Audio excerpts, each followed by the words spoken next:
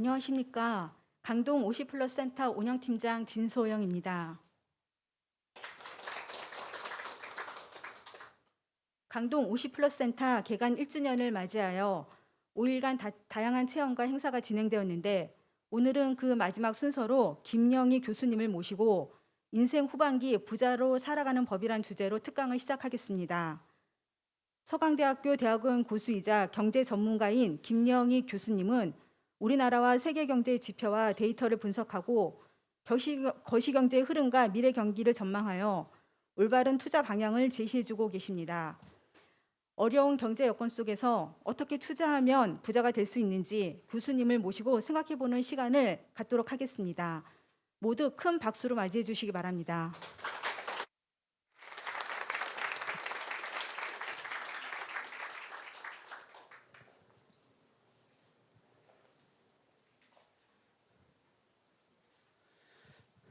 뵙게 돼서 반갑습니다. 제 소개를 좀 하면요. 저는 증권회사 리서치센터에 있으면서 그 어려운 환율, 금리, 주가 이런 걸 예측하고 시장 평가를 받아서 했습니다. 어떻게 그런 걸 정확하게 예측하겠어요? 스트레스 굉장히 많이 쌓이는 직업이죠. 그래서 새벽 4시에 일어나는 습관이 생겼는데요. 요새도 4시만 되면 눈 떠집니다. 눈 뜨자마자 오늘 또 살아있구나 이런 식으로 하루를 시작합니다. 살아있길래 이렇게 또 오늘 좋은 분들 뵙는 것 같습니다.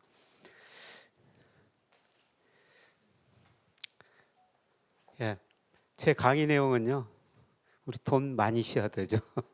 그래서 돈이란 뭔가 각자 나름대로 정의가 있을 텐데요. 저는 하고 싶은 일을 하고 싶을 때 하게 만드는 게 돈이다. 그래서 그 돈을 어디서 벌어야 되는가, 거시경제 흐름을 알아야 된다는 겁니다. 가끔 부자들 만나면 이런 이야기를 해요. 공통적으로 시대의 흐름에 당하지 말자. 개인한테 당하면 일부 자산을 잃을 수가 있지만 시대에 당하면 모든 자산을 잃을 수가 있다는 거죠. 거꾸로 시대의 흐름을 알면은 부를 축적할 수가 있다는 겁니다. 그래서 예를 들어서 여기서 주식 투자하신다면요. 작년 6월 달에 삼성전자가 9만 원 넘었었죠. 그때 10만 전자 이야기가 많이 나왔었어요. 그런데 거시경제 흐름을 알면요. 삼성전자를 9만 원에 안 산다는 겁니다. 지금 많이 산다는 겁니다. 그래서 이런 거시경제 흐름을 판단하고 여러분이 투자를 하시든지 사업 계획을 세우셔야 되는 겁니다. 도대체 우리 세계 경제가 지금 어떤 상태에 있길래 요새 어렵다고 그러는가, 그런 문제를 좀 살펴보겠습니다. 그 다음에 우리 경제는 구조적으로 저성장 저금리 시대에 접어들었는데요. 요새 금리가 많이 올랐으면 내년부터는 다시 떨어질 거예요. 이 저성장 저금리 시대는 우리가 정말 일하면서 근로소득 얻는 게 중요하다, 이런 말씀을 드리겠습니다. 그리고 자산 배분 이야기하고요. 그 다음에 제가 어떻게 살아왔는지, 제가 58년 개띠입니다. 아마 여기서 저보다 나이 드신 분은 없는 것 같은데요. 여러분의 인생 선배입니다. 인생 선배로 어떻게 살았는지 이런 이야기를 좀 하겠습니다. 돈의 정의가 여러 사람이 여러 정의를 하죠. 섭해 나오는 돈이란 바닷물 같다. 마시면 마실수록 목이 탄다, 이런 이야기를 했죠. 정말 부자들 보면 그렇게 돈 많은데도 돈 더 많이 벌려고 그렇게 노력하거든요. 그런 게 돈이다. 그다음에 조지 버나르쇼는 돈이 모든 것이 아니면 많을수록 좋다. 사실 많을수록 좋죠. 나이가 들수록 어떻습니까? 자식들 교육 투자 많이 해야 되죠. 부모님 잘 모셔야 되죠. 이웃 좀 도와드려야 되죠. 좋은 차, 좋은 집에 살아야죠. 그런 돈을 우리가 이제 금융시장에서 모을 수밖에 없다. 근데 저는 살아오면서 아까 이야기했지만은 돈 하고 싶을 때 하고 싶은 일을 하게 만드는 게 돈이다. 이런 식으로 한번 생각해 봤었습니다. 그래서 이렇게 돈의 흐름을 알아야 되기 때문에요. 우리가 거시경제 흐름도 알아야 된다는 겁니다. 경제라는 게 이렇게 장기적으로는 성장해요. 근데 여러분 지난 날을 되돌이켜 보면은 중간중간 어려운 시기가 있었지 않습니까? 최근에 2008년 글로벌 금융위기가 있었죠. 2020년 코로나 위기가 있었어요. 되돌이켜 보면 그때 어떻습니까? 우리가 돈을 모을 수 있는 아주 중요한 기회였었죠. 주식시장에서 그렇고 부동산 시장에서 그렇고요. 그래서 이런 시대의 흐름을 알아야 되는데요. 지금 어려운 시기가 오고 있다는 겁니다. 우리한테는 무슨 의미입니까? 부를 늘릴 수 있는 기회가 오고 있다는 것입니다. 그래서 이런 시대의 흐름을 알아야 된다는 거죠. 뭐 언론에서 저를 뭐 닥터 둠이라고 이야기하는데요.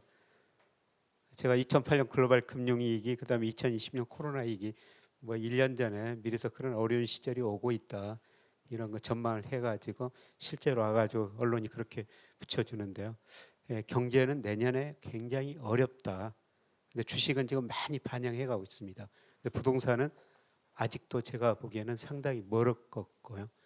주식은 서서히 가까워지고 있는 것 같습니다. 이 경제라는 게 장기적으로는 성장해요. 이 잠재 GDP가 세계 경제 성장 능력이거든요. 시간이 갈수록 우리 GDP도 여러분의 뭐 생활 수준도 계속 올라갑니다. 그런데 실제 경제는 어떻습니까? 이렇게 좋아졌다 나빠졌다 사이클이 반복돼요. 그러면 사이클을 결정하는 게, 여러분이 경제학을 공부 안 하셨더라도요, 뭐 고등학교 때 이런 식으로 한번 보셨을 거예요. 우리 경제가 성장하려면 여러분들이 소비를 하셔야 됩니다. C가 소비예요. 그 다음에 기업이 투자를 해줘야 되죠. 정부가 돈을 써야 돼요. 수출이 돼야지 경제가 성장합니다. 근데 2008년 위기가 오니까 우리 가계가 소비 줄이고 기업이 투자 줄이고 수출이 안 되니 경제가 굉장히 나빠진 겁니다. 경제가 이렇게 나빠지니까 어떻습니까? 쉽게 말씀해 이게 공급력이 수요는 이만큼밖에 안 되니까 수요를 부양하는 정책을 썼죠. 수요를 부양하는 정책이 정부가 돈 쓰는 거예요. 그래서 질을 늘린 겁니다. 정부가 엄청난 돈을 썼어요. 그 다음에 각국의 중앙은행은 금리 많이 내렸죠. 돈을 엄청 풀었습니다. 그러다 보니까 소비 투자가 증가했죠. 그래서 2019년까지 세계 경제가 많이 좋아진 거예요. 그런데 이 과정에서 정부가 돈을 많이 쓰다 보니까 정부가 부실해져 버렸고요. 그 다음에 저금리 때문에 가계가 돈 빌려 소비했고 기업은 돈 빌려 투자를 해가지고 가계 기업 부채가 많이 늘어나는 겁니다. 한마디로 모든 경제 주체 부채가 많이 늘어났다는 거죠. 그래서 제가 2019년에 책을 쓰면서 이 부채가 많아가지고 한번 어려운 시기가 올 것이다. 특히 2020년에 코스피 주가 지수가 2200인데 1600까지도 떨어지고 그 다음에 경제도 굉장히 어려워질 것이다. 근데 느닷없이 또 코로나가 가지고 제 전망을 맞춰줘 버리는 겁니다. 저 코로나 올 줄 몰랐었습니다. 코로나가 오니까 어떻습니까?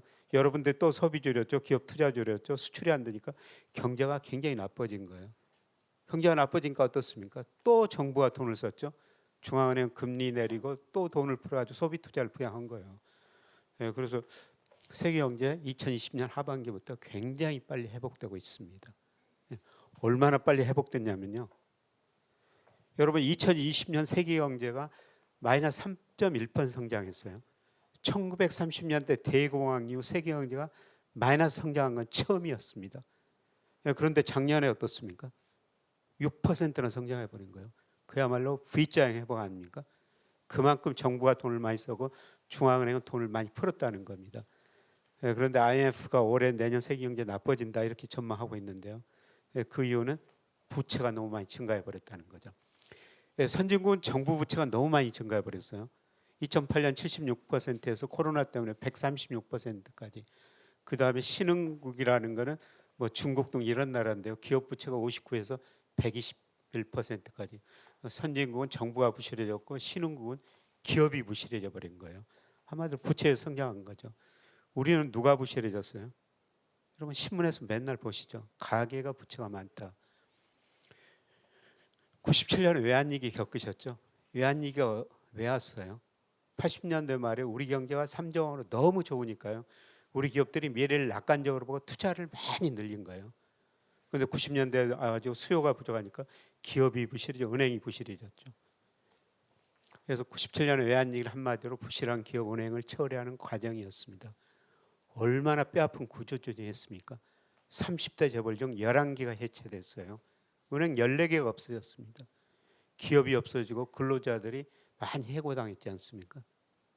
정말 뼈아픈 구조조정이었습니다. 그런데 우리가 구조조정을 잘했다고 평가받는 이유는 그때 가계부채가 50%밖에 안 됐고요. GDP 정부 부채가 6%밖에 안 됐습니다. 우리 정부가 정말 건실했죠. 그래서 정부가 은행 기업한테 공적 자금 167조 투입해가지고 구조조정 빨리 끝냈습니다. 근데 지금 어떻습니까? 우리 기업 부채가 외환위기 전보다 높죠. 가계부채 세계에서 이렇게 절대적 상대적 빨리 늘어난다 우리나라밖에 없습니다. 그 다음에 여기서 이제 정부도 계속 돈을 쓰고 있고 부실해지죠. 있죠. 우리나라도 부채에서 성장한 나라 중에 대표적인 한 나라라는 겁니다. 다른 나라와 한번 비교해 볼까요? 우리 기업 부채 세계 평균보다 높죠. 가계 부채 이렇게 높은 나라가 어디가 있어요? 가계 부채 심각하다는 겁니다. 근데 가계 부채가 많다고 해서 당장 위기가 오는 건 아닙니다. 가계 부채가 많으면 무슨 의미가 있겠어요? 우리 가계가 소비를 못 해요. 여러분 우리 가게 한 달에 100만 원 벌면요. 40만 원을 원리금 상환에 써야 돼요. 매월 그 은행한테 이자 원금 갚아야 되니까 쓸 돈이 없어지는 거죠. 예, 그래서 우리 소비가 안 되는 겁니다. 예. 다행히 우리 정부 부채가 낮으니까 우리 정부가 계속 돈을 쓸 텐데요. 여러분이 기중한 돈으로 정부가 돈을 쓸 텐데 잘 쓸 수 있도록 감시는 해야 됩니다. 잘못 쓰면 일본 정부처럼 경제도 못 살리고 부실해질 수밖에 없다는 겁니다. 그래서 우리가 부채에서 성장한 나라다. 나머지도 나라도 마찬가지다. 그 다음에 모든 자산가의 거품이 발생했다 붕괴되는 과정입니다. 돈을 많이 풀어가지고요. 이 마샬 K라는 게요. 돈을 GDP로 나눈 거예요. 실물에 비해서 돈이 얼마나 많이 풀렸는가. 대표님 미국의 경우인데 다른 나라도 마찬가지입니다. 위기 때마다 돈이 많이 풀렸지 않습니까? 근데 특히 이번 위기 때는 어떻습니까? 돈이 수직으로 풀려버린 거예요. 미국이 저렇게 돈을 많이 풀어버렸습니다. 저렇게 돈 푸니까 우선 금리가 많이 떨어졌죠. 예, 미국 10년 국채 수익률 대표인 시장 금리인데요. 0.5%까지 떨어집니다. 예, 그런데 이제 금리 오르고 돈을 줄이기 시작하니까 어떻습니까? 금리가 굉장히 빠른 속도로 올라버리지 않습니까? 그런데 금리는 오를 만큼 올랐어요. 예, 제가 몇 달부터 전부터 이제 채권 시장에서 거품이 붕괴됐습니다. 채권 사셔야 됩니다. 금리가 떨어지면은 나중에 말씀은 내년에 금리 떨어질 거예요. 채권 사시면은 이자도 받고 금리가 떨어지면 채권 가격은 올라가거든요. 시세차익도 누릴 수가 있다는 겁니다. 그래서 여유자금 있으면은 여러분들이 정부에서 발행하는 10년, 30년짜리 국채를 사시면 돼요. 자, 이제 주식시장에서 거품이 붕괴되고 있죠. 미국 주식시장, 우리나라도 방향은 마찬가지인데요.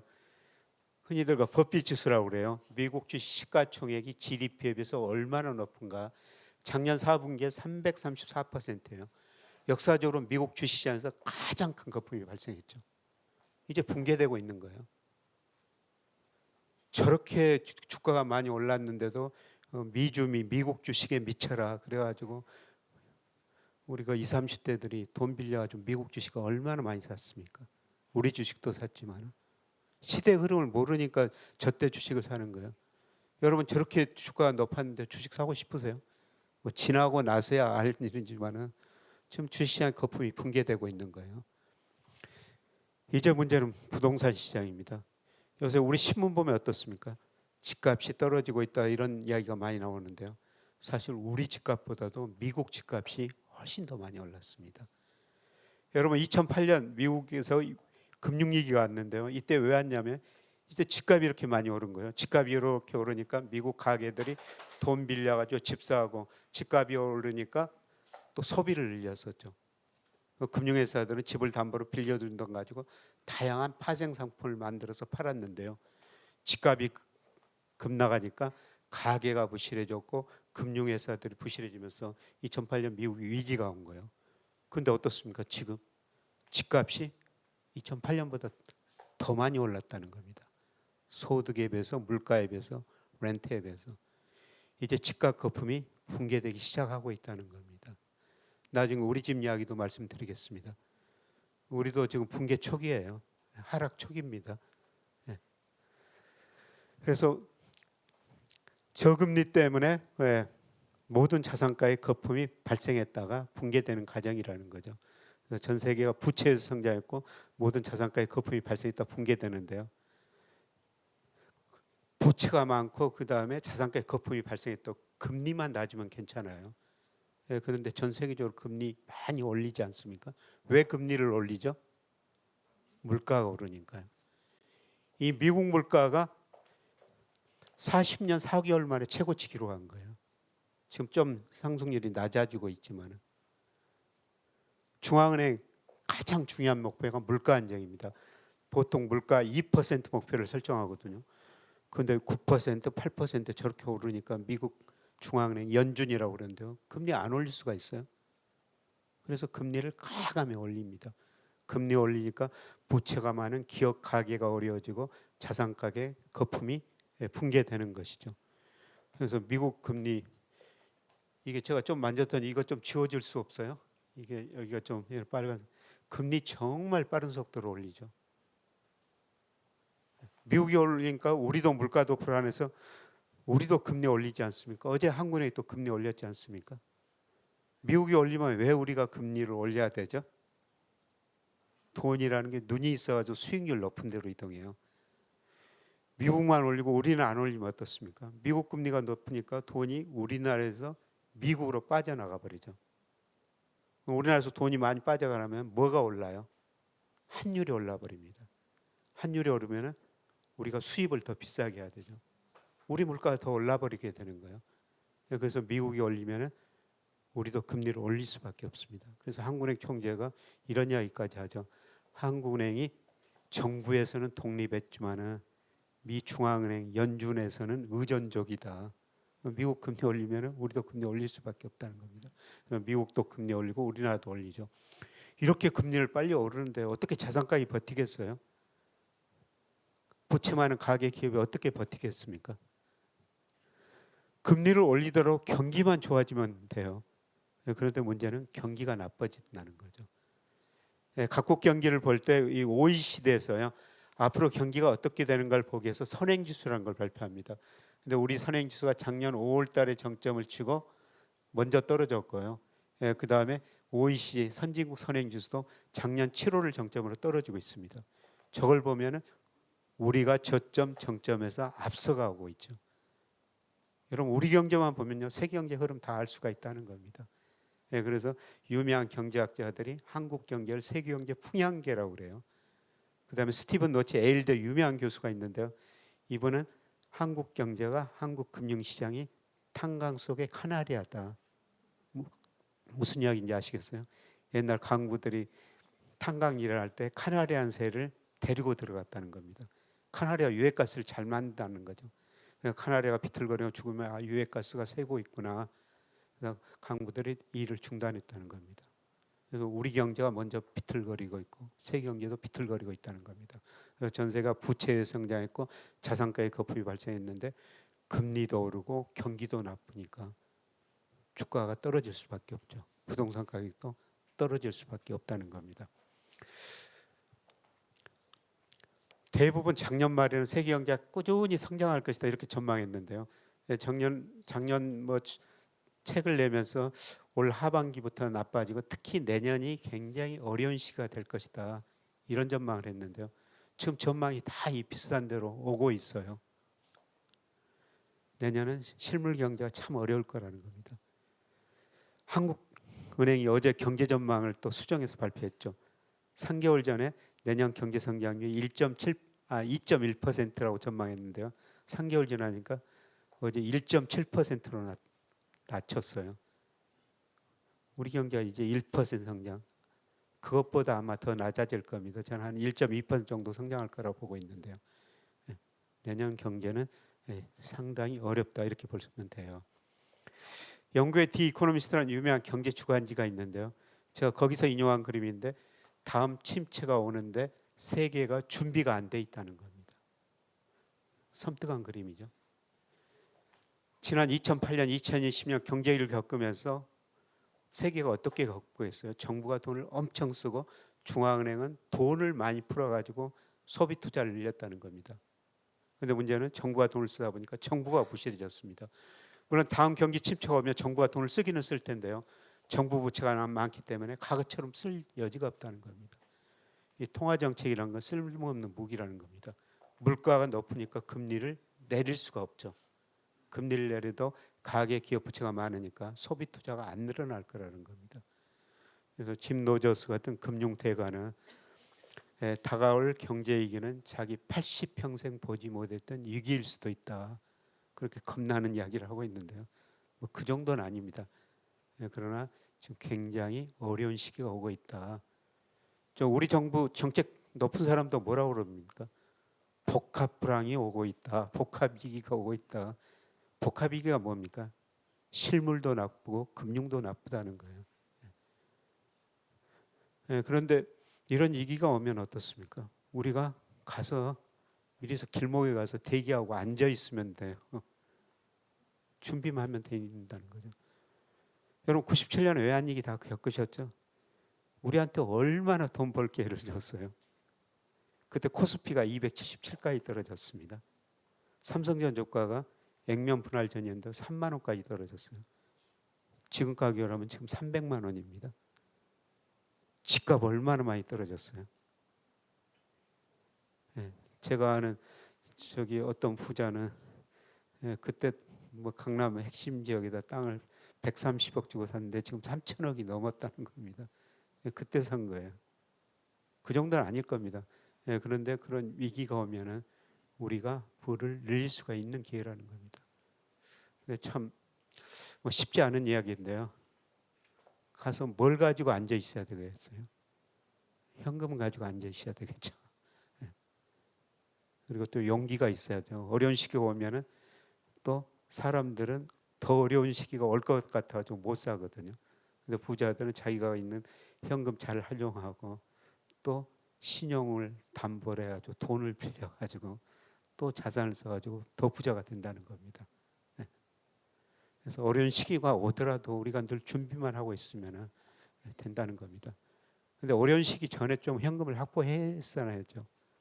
나중에 제가 주식시장 말씀드리겠습니다만은 제가 저 3,300 뭐 3,000이 넘었을 때 주가 2,200까지 떨어집니다. 제발 주식 좀 팔고 좀 현금 좀 보유하고 계십시오. 뭐 중앙일보 그다음에 저 동아일보, 국민일보 이런 신문하고 인터뷰하면서 그런 이야기를 했거든요. 그랬더니 사람들이 뭐라고 그럽니까? 이런 미친놈이 있나? 3,300이 넘었는데 어떻게 2,200까지 떨어지느냐? 뭐 조회 건수는 100만 건이 넘었대요. 근데 댓글이 다 욕이었다는 겁니다. 그래서 그 기자가 댓글에 욕이 하도 많아가지고 저한테 기사를 보라고 못했다. 뭐 이런 농담 하던데. 다른 사람들이 다 좋을 때 좀 반대로 생각하면서 그때 현금을 좀 마련해 놨으면 지금 얼마나 싸게 살 수가 있습니까? 물론 여기서 좀 더 떨어질 거예요. 늘 이런 시대의 흐름을 알아야지 우리가 부를 축소할 수가 있다는 겁니다. 자, 우리 경제 한번 살펴보실까요? 여러분들 시대 흐름 알 때요 복잡하지 않습니다.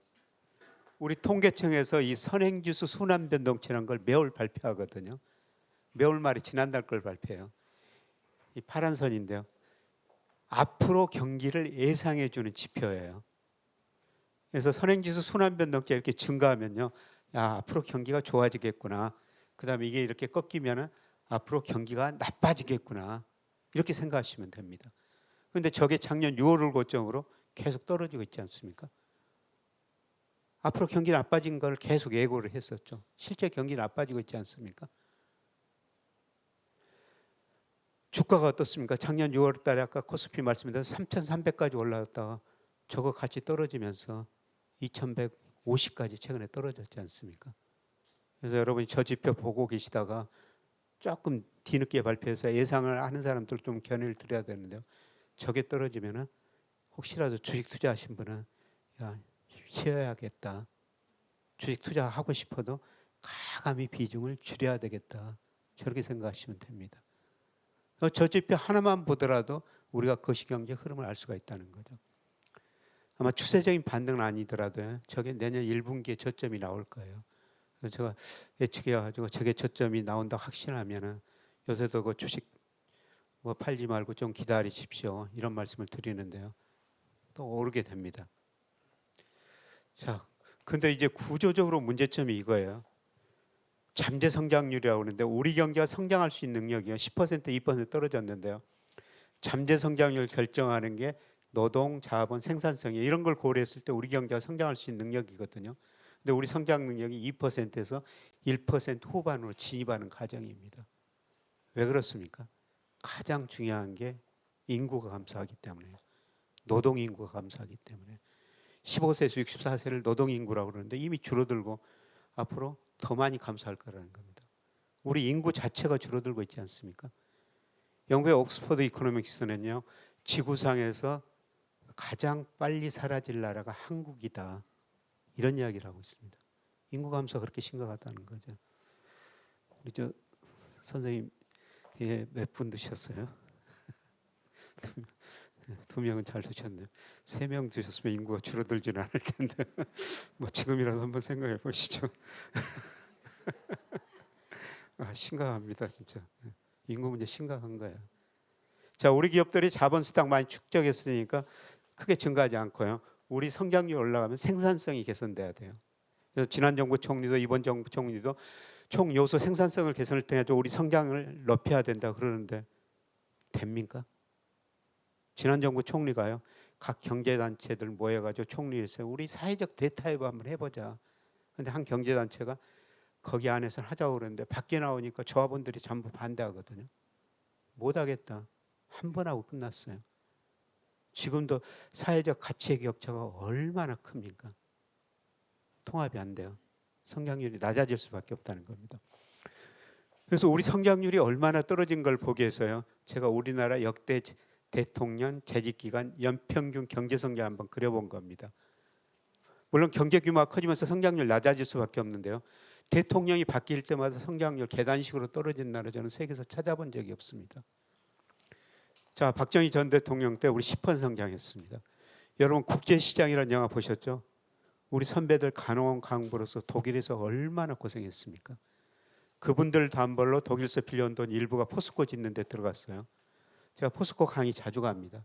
갈 때마다 그 직원, 임직원, 뭐 회장, 임원들한테 당신 내사 만드는데 초기에 그 돈이 들어갔습니다. 그런 생각하면서 포스코 잘 좀 키워주셔야 됩니다.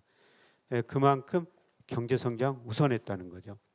자, 전두환 정부도 10% 성장했어요. 전두환 정부 후기에 뭐가 있었냐면요. 3조 호황이를 혹시 들어보셨어요? 86년, 88년에 우리 경제가 연평균 12%나 성장해 버리거든요. 왜 그렇게 높은 성장을 했냐면요. 미국이 어려우니까 어떤 사우디 부추기입니다. 그때는 사우디가 미국 말 잘 들었어요. 요새는 미국 말 안 듣습니다. 원유 좀 생산 늘리라 그러니까 사우디가 원유 생산 늘려주니까요. 유가가 배럴당 27달러 했던 게 8달러로 떨어져 버려요. 유가가 떨어지니까 물가가 떨어지죠. 물가가 떨어지니까 각국의 중앙은행이 저금리 정책을 펼칩니다. 저유가 저금리로 세계가 소비를 많이 하거든요. 그러니까 미국이 사우디 가서 원유 생산 늘려 그때는 미국이 깡패였었어요. 세계가 미국 말 잘 들었거든요. 또 선진국 모아놓고 뭘 합니까? 야, 우리 어려우니까 달러 가치 하락 좀 유도할 테니까 일본 엔화 가치 상승을 유도해라. 엔화 가치가 48%는 올라버려요. 우리 돈 가치는 엔화에 비해서 확 떨어져 버리죠. 우리가 세계 시장에서 일본하고 경쟁해야 되는데 우리 돈 가치가 일본 엔화에 대해서 70% 이상 떨어지고 우리 수출이 갑자기 늘어나 버리죠. 그래서 전두환 정부 후기 때 우리 경제가 86년, 88년에 12%로 성장해 버립니다. 이게 우리가 3조 호황, 단군 이래 최대 호황이었다고 이렇게 이야기를 하고 있어요. 자, 노태우 정부 들어가지고 이제 3조 호황이 끝납니다. 수출이 안 돼요. 경제 성장이 떨어지니까 노태우 정부가 뭘 가지고 경기를 부양했어요? 생각나십니까? 각종 사회 간접 자본 투자했죠. 주택 200만 원 건설했습니다. 일산 분당 신도시 건설했죠. 기억나십니까? 저 기억이 생생합니다. 제가 일산 분당 아파트 청약을 9번 했는데 다 떨어졌어요. 그렇게 경쟁 아파트를 많이 짓는데도 뭐 경쟁률이 120대 1, 뭐 그렇게 아파트 많이 짓는데도 그렇게 경제 성장률이 아파트 뭐 건축과 건설 가지고 경기를 부양한 거예요. 그리고 저기 그림 잠깐 안 나오시면 그 다음에 김영삼 정부 들어졌죠. 김영삼 정부 뭡니까? IMF 경제위기 맞은 거예요. 저는 김영삼 정부가 잘못해서 IMF 경제위기 온 거냐 아니라요. 그 이전에 고성장세에 쌓인 기업은행 부실을 처리하고 넘어갈 수밖에 없었습니다. 누가 대통령이 됐든. 그게 IMF 경제위기였죠. 자, 김대중 정부 들어죠. IMF 처방에 따라 정말 뼈아픈 구조조정을 했죠. 여러분 국가 부도은하리라는 영화 보셨죠?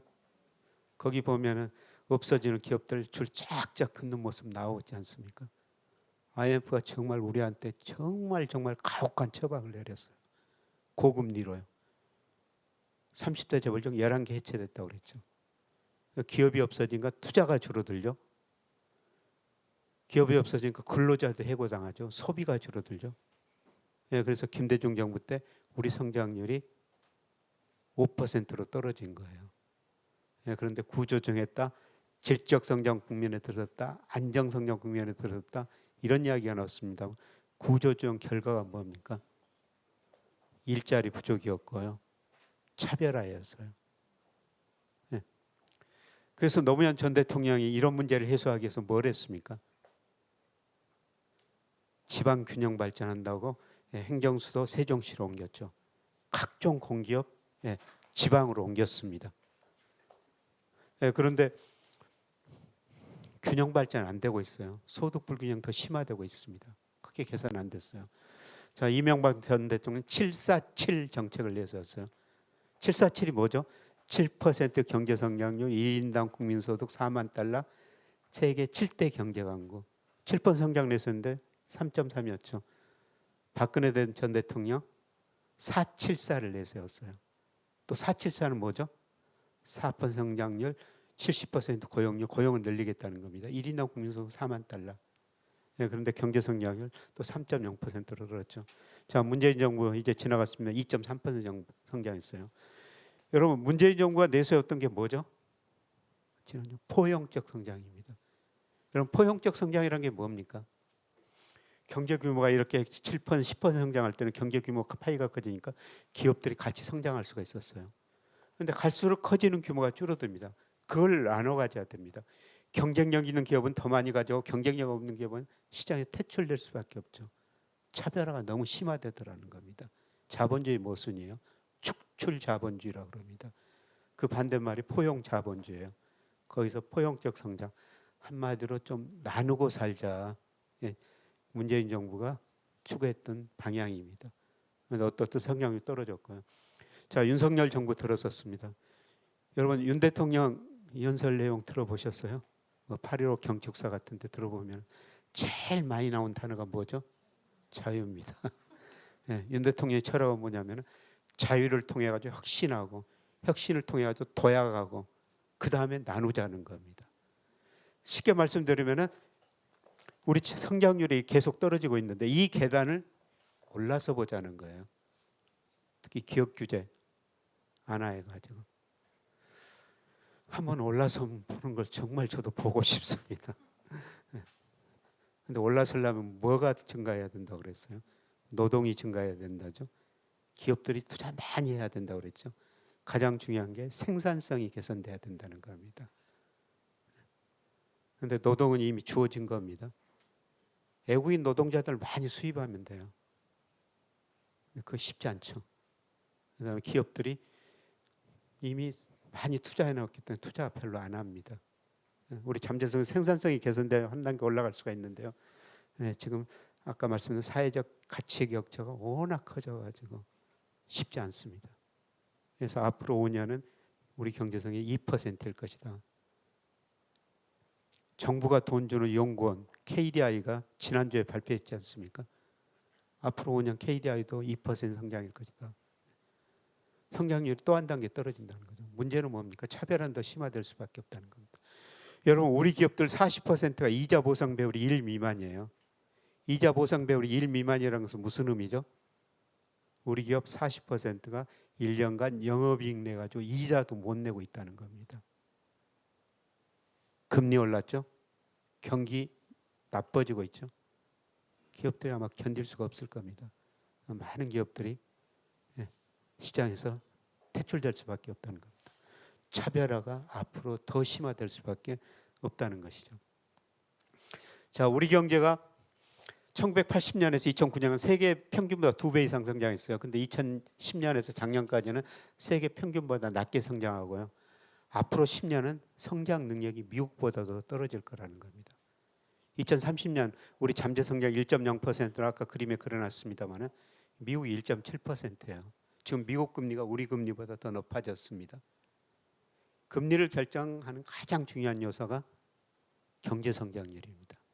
앞으로 우리 금리가 미국 금리보다 구조적으로 낮아질 겁니다. 물론 우리가 절대적으로 잘 사는 나라는 맞습니다. 나중에 제 이야기 좀 하겠습니다만, 제가 58년 개띠인데요. 제가 태어났을 때 1인당 국민소득 60달러였습니다. 초등학교 졸업하고 중학교 갈 무렵에 300달러였어요. 지금 북한이 1200달러 넘었습니다. 지금 북한보다 훨씬 더 가난했다는 거죠. 얼마나 가난했냐면요. 뭐 여기 이렇게 좀 젊으신 분들은 잘 모르겠습니다만은, 저 초등학교 졸업하고 중학교 못 갔어요. 등록금이 없어가지고요. 산에 나무하러 다녔습니다. 나무하러 다는 표현이 뭔지 모르시죠? 뗄감이 없었어요. 그래서 산에서 풀 베어가지고 그거를 말려가지고 농사지었었죠. 뜨거운 여름날 산에서 지게에다가 나무 한 집 주고 오는데 제 친구들 학교 갔다 옵니다. 다 교복 입었었죠. 하늘색 저고리 쑥색 바지. 그 교복이 정말 입고 싶었었어요. 그러던 차에 중학교 못 가는 저 같은 애들 데려다가 교회에서 책상도 없는 마룻바에서 공부시켜줬습니다. 저 거기서 공부해야죠. 중고등학교 검정한 것이었고 그대로 계속 공부하고 있습니다. 그런 제 부끄러운 인생 얘기를 KBS 아침마당 강연 백도시, 그다음에 지난달에 KBS 그 지금 이 사람 강원국에 거기 나와서 세 차례 걸쳐 제 인생 이야기를 했습니다. 그만큼 가난했다는 겁니다. 근데 지금 어떻습니까? 여러분 지금 3만 달러 시대에 살고 있는 거예요. 좀 여러분 자녀들 중고등학교 다니는데 등록금 내라고 그럽니까? 등록금 안 받죠. 요새 교복까지 주지 않습니까? 우리가 절대적으로 잘 사는 나라예요. 근데 여기서 이제 더 잘 살아야 되죠. 빨리 4만 달러, 5만 달러 가야 되는데 우리 잠재 성장률 보니까 어떻다는 겁니까? 4만 달러, 5만 달러 갈 때 상당한 시간이 걸릴 거라는 겁니다.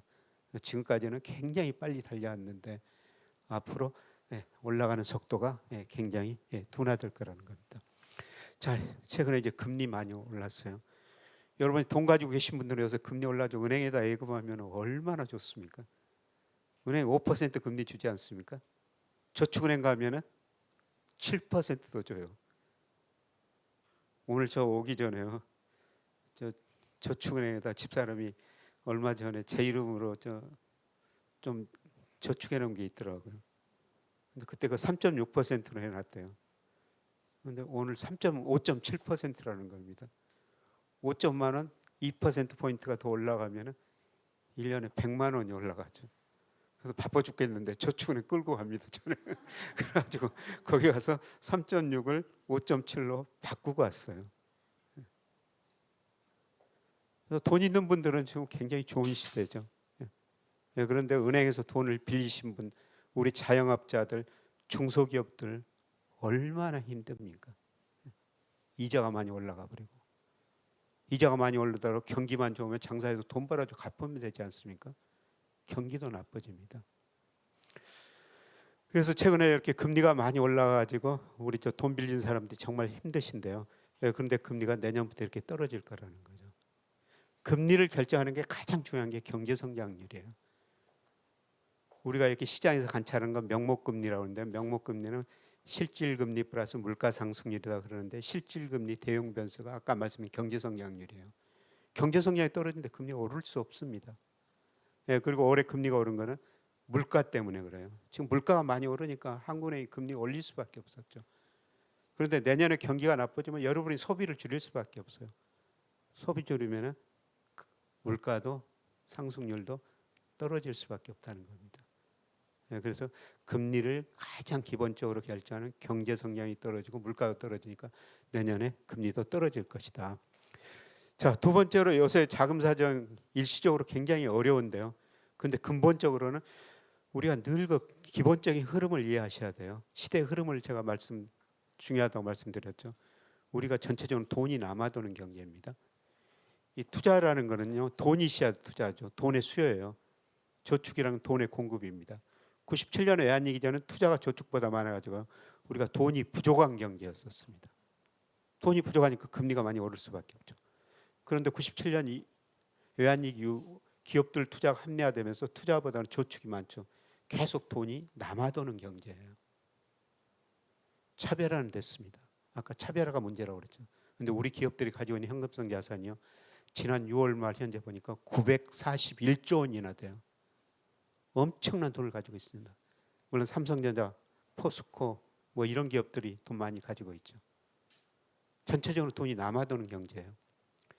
은행 지점장들이 저한테 이런 농담을 했어요.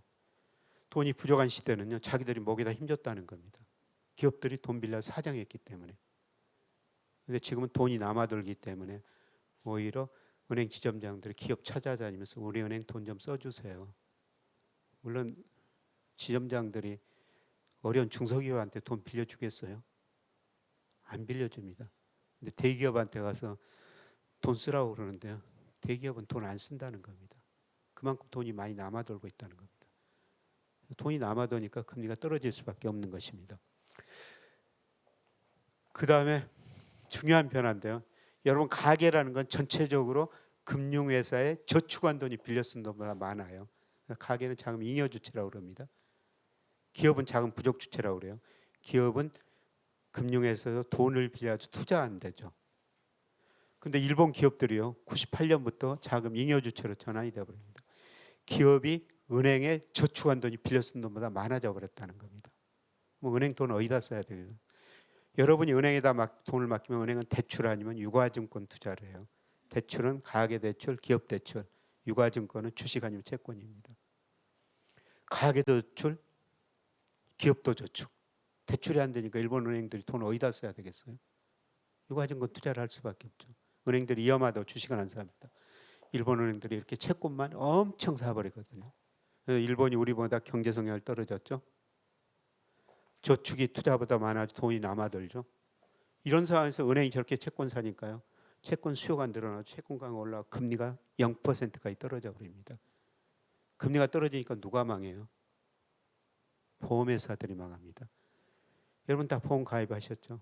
보험회사들이 일부 금융상품은 최소 몇 퍼센트 금리 주겠다. 그렇게 상품을 팔아놨는데요. 금리가 0% 떨어지니까 일본 보험회사들이 그 금리를 내줄 수가 없게 되는 거죠. 그래서 이 시기에요. 일본의 보험회사 13개가 4개로 통폐합되는 과정이 전개됩니다. 여러분 앞으로 보험 가입하셨습니다. 보험회사에서 좀 보험 하나 가입해 달라면 이 보험회사가 살아남을 수 있는 회사인지 한번 생각해 보셔야 됩니다. 근데 과거에는 이 부실한 보험회사를 다른 보험회사가 인수해 줬었어요. 다른 금융회사가. 예를 들어 옛날에 제가 대신증권에서 직장 생활했으면 대신증권이 대신생명보험이라는 걸 만들었어요. 만들어 놓고 보험 좀 많이 모집해라 캠페인을 하라고 그러는데요. 제가 그럴 능력이 없어요. 제 돈 가지고 이 보험 저 보험 다 들어놨거든요. 그런데 그때 강제 저축하니까 요새 돈이 매월 나옵니다. 근데 대신생명이 부실해져 가지고 녹십자 생명으로 변했어요. 녹십자가 부실해져 가지고 현대로 갔습니다. 현대가 부실해져 가지고 지금 대반 푸본 생명이라는 게 사갔어요. 근데 제 보험은 어떻습니까? 계속 대신해서 녹십자, 현대, 푸본으로 이전됐죠. 문제가 없어요. 근데 앞으로 부실한 보험회사를 사갈 회사가 없을 수도 있다는 겁니다. 그럼 물론 정부에서 5천만 원까지는 보장해 주는데요. 그 이상 돈은 그 회사 청산해 가지고 나눠 가져야 된다는 겁니다. 그래서 여러분 혹시라도 어떤 보험회사에서 보험 뭐 하나 가입하라면 당신네에서 살아남을 수 있는 회사예요? 한번 물어보세요. 앞으로 보험회사도 여러분이 잘 가려가지고 보험 드셔야 된다는 겁니다. 자, 우리 가계부채 많기는 많지만요. 연간으로 보면은 우리 가계가 금융회사에 저축한 돈이 빌려 쓴 돈보다 많습니다. 기업이 자금 부족 주체예요. 그런데 우리 기업들이 941조 현금성 자산 가지고 있을 만큼 앞으로 기업이 돈을 덜 빌렸을 거라는 겁니다. 제가 하나금융연구소 소장을 했고요. KB 우리은행 일부본부 자문위원도 있습니다. 은행 회장들, 행장들 고민 많아요. 특히 KB 윤 회장이라는 분이 있죠. 그분은 이런 이야기를 합니다. 은행의 경쟁력은 과거에는 대출에 있었는데 앞으로는 유가증권 운용에 있을 것이다. 기업들이 갈수록 돈을 덜 빌렸을 거라는 겁니다. 그래서 자기 은행 자기 자본으로 유가증권을 얼마나 운용해 주냐면 고객 금융자산을 얼마나 잘 운용해 줄 것인가. 여기에 은행의 경쟁력이 있다는 겁니다. 그래서 우리 은행들도 일본 은행처럼 앞으로 채권을 살 수밖에 없죠. 그래서 금리를 결정하는 가장 기본적인 경제 성장이 떨어지고 저축이 투자보다 많고 기본적으로 돈이 남아돌고요. 앞으로 은행이 채권 사면서 금리는 다시 떨어질 거라는 겁니다. 예, 이렇게 장기 추이 보면요, 장기적으로 떨어지지 않습니까? 중간에 한번 오른 거예요. 내년부터는 다시 금리 떨어질 가능성이 높다, 이렇게 보시면 됩니다. 그래서 우리 경제가 지금 금리가 2년 동안 올랐지만요, 구조적으로 저성장 저금리 시대에 접어든 거예요. 그래서 이런 저성장 저금리 시대는 우리가 어떻게 대응해야 되겠어요? 일하면서 근로소득 얻어야 된다는 겁니다. 제 이야기예요. 예, 제가 2013년 3월에 하던 회사 팔았어요. 투자한 자금이 좀 들었는데 삼성생명 부사장이 즉시연금 하나 가입해달라는 겁니다. 그래서 2억 원을 가입했죠. 즉시연금 가입하면 매월 얼마씩 줘요. 2013년 3월에 가입했는데 4월에 51만 원을 받았습니다. 제가 28만 원 받아요. 51만 원이 왜 28만 원으로 줄어들었겠어요? 보험회사는 주로 채권을 운영합니다. 채권이 수익률이 장기적으로 금리가 떨어졌다는 거죠. 저게 올라간 적이 없습니다. 근데 무슨 의미예요? 제가 지금 어떤 일을 해가지고 한 달에 30만 원 벌면은 금융자산 2억 가지고 있는 거나 똑같은 현금이라는 거죠. 여러분 일하면서 지금 한 달에 500만 원 받으시면은 50억, 1000만 원 받으면은 100억 금융자산 가지고 있는 거나 똑같은 현금 흐름이시다라는 겁니다. 그래서 이럴 때는 일을 하셔야 된다는 겁니다. 직장 계속 다니셔야 된다는 거죠. 우리보다도 일본이 저성장 저금리 시대 먼저 들어갔다고 그랬죠. 일본 금융그룹 회장 이야기예요. 일본의 저성장 저금리 시대 대처법. 불행한 일이지만 늙어 죽기 전까지 일해라. 여러분 불행한 일은 100세까지 일하셔야 된다는 겁니다. 음식 가리지 말고 아무거나 잘 먹어라. 건강관리 잘 하시라는 겁니다. 이게 저성장 저금리 시대 대처법이라는 겁니다. 예, 저는 후배들한테 직을 가능한 오래 유지하고요. 예, 직을 떠나서 업을 가져라 이렇게 말씀드리는데요. 예, 제가 58년 개띠라고 말씀드렸으면 제 또래 다 제 선배들 은퇴했어요. 근데 은퇴한 남자들 뭐라고 그럽니까? 은퇴한 후에 남자들한테는 꼭 두 가지가 있어야 된다. 첫 번째 나갈 사무실, 두 번째 적당한 용돈. 이야기를 듣고 제 선배 유명한 변호사입니다만 자기는 그 돈 관리를 부인한테 다 맡겨버렸대요. 이야기 듣고 그날 저녁에 가서 부인한테 우리 돈 얼마나 있어 이렇게 물었더니 부인 대답이 뭐였겠어요? 두 분 혹시 부부 혹시 한번 물어보세요. 그래서 우리 사모님은 뭐라고 대답하시겠습니까? 네? 다 썼어요. 뭐 다 썼어요는 그래도 괜찮은 말이네요. 왜 남의 돈을 물어봐 그러시더라고요. 물론 농담이었겠죠. 그 다음날 저 KBS 1TV를 들었더니 동물의 왕국 수사자 이야기를 하더래요.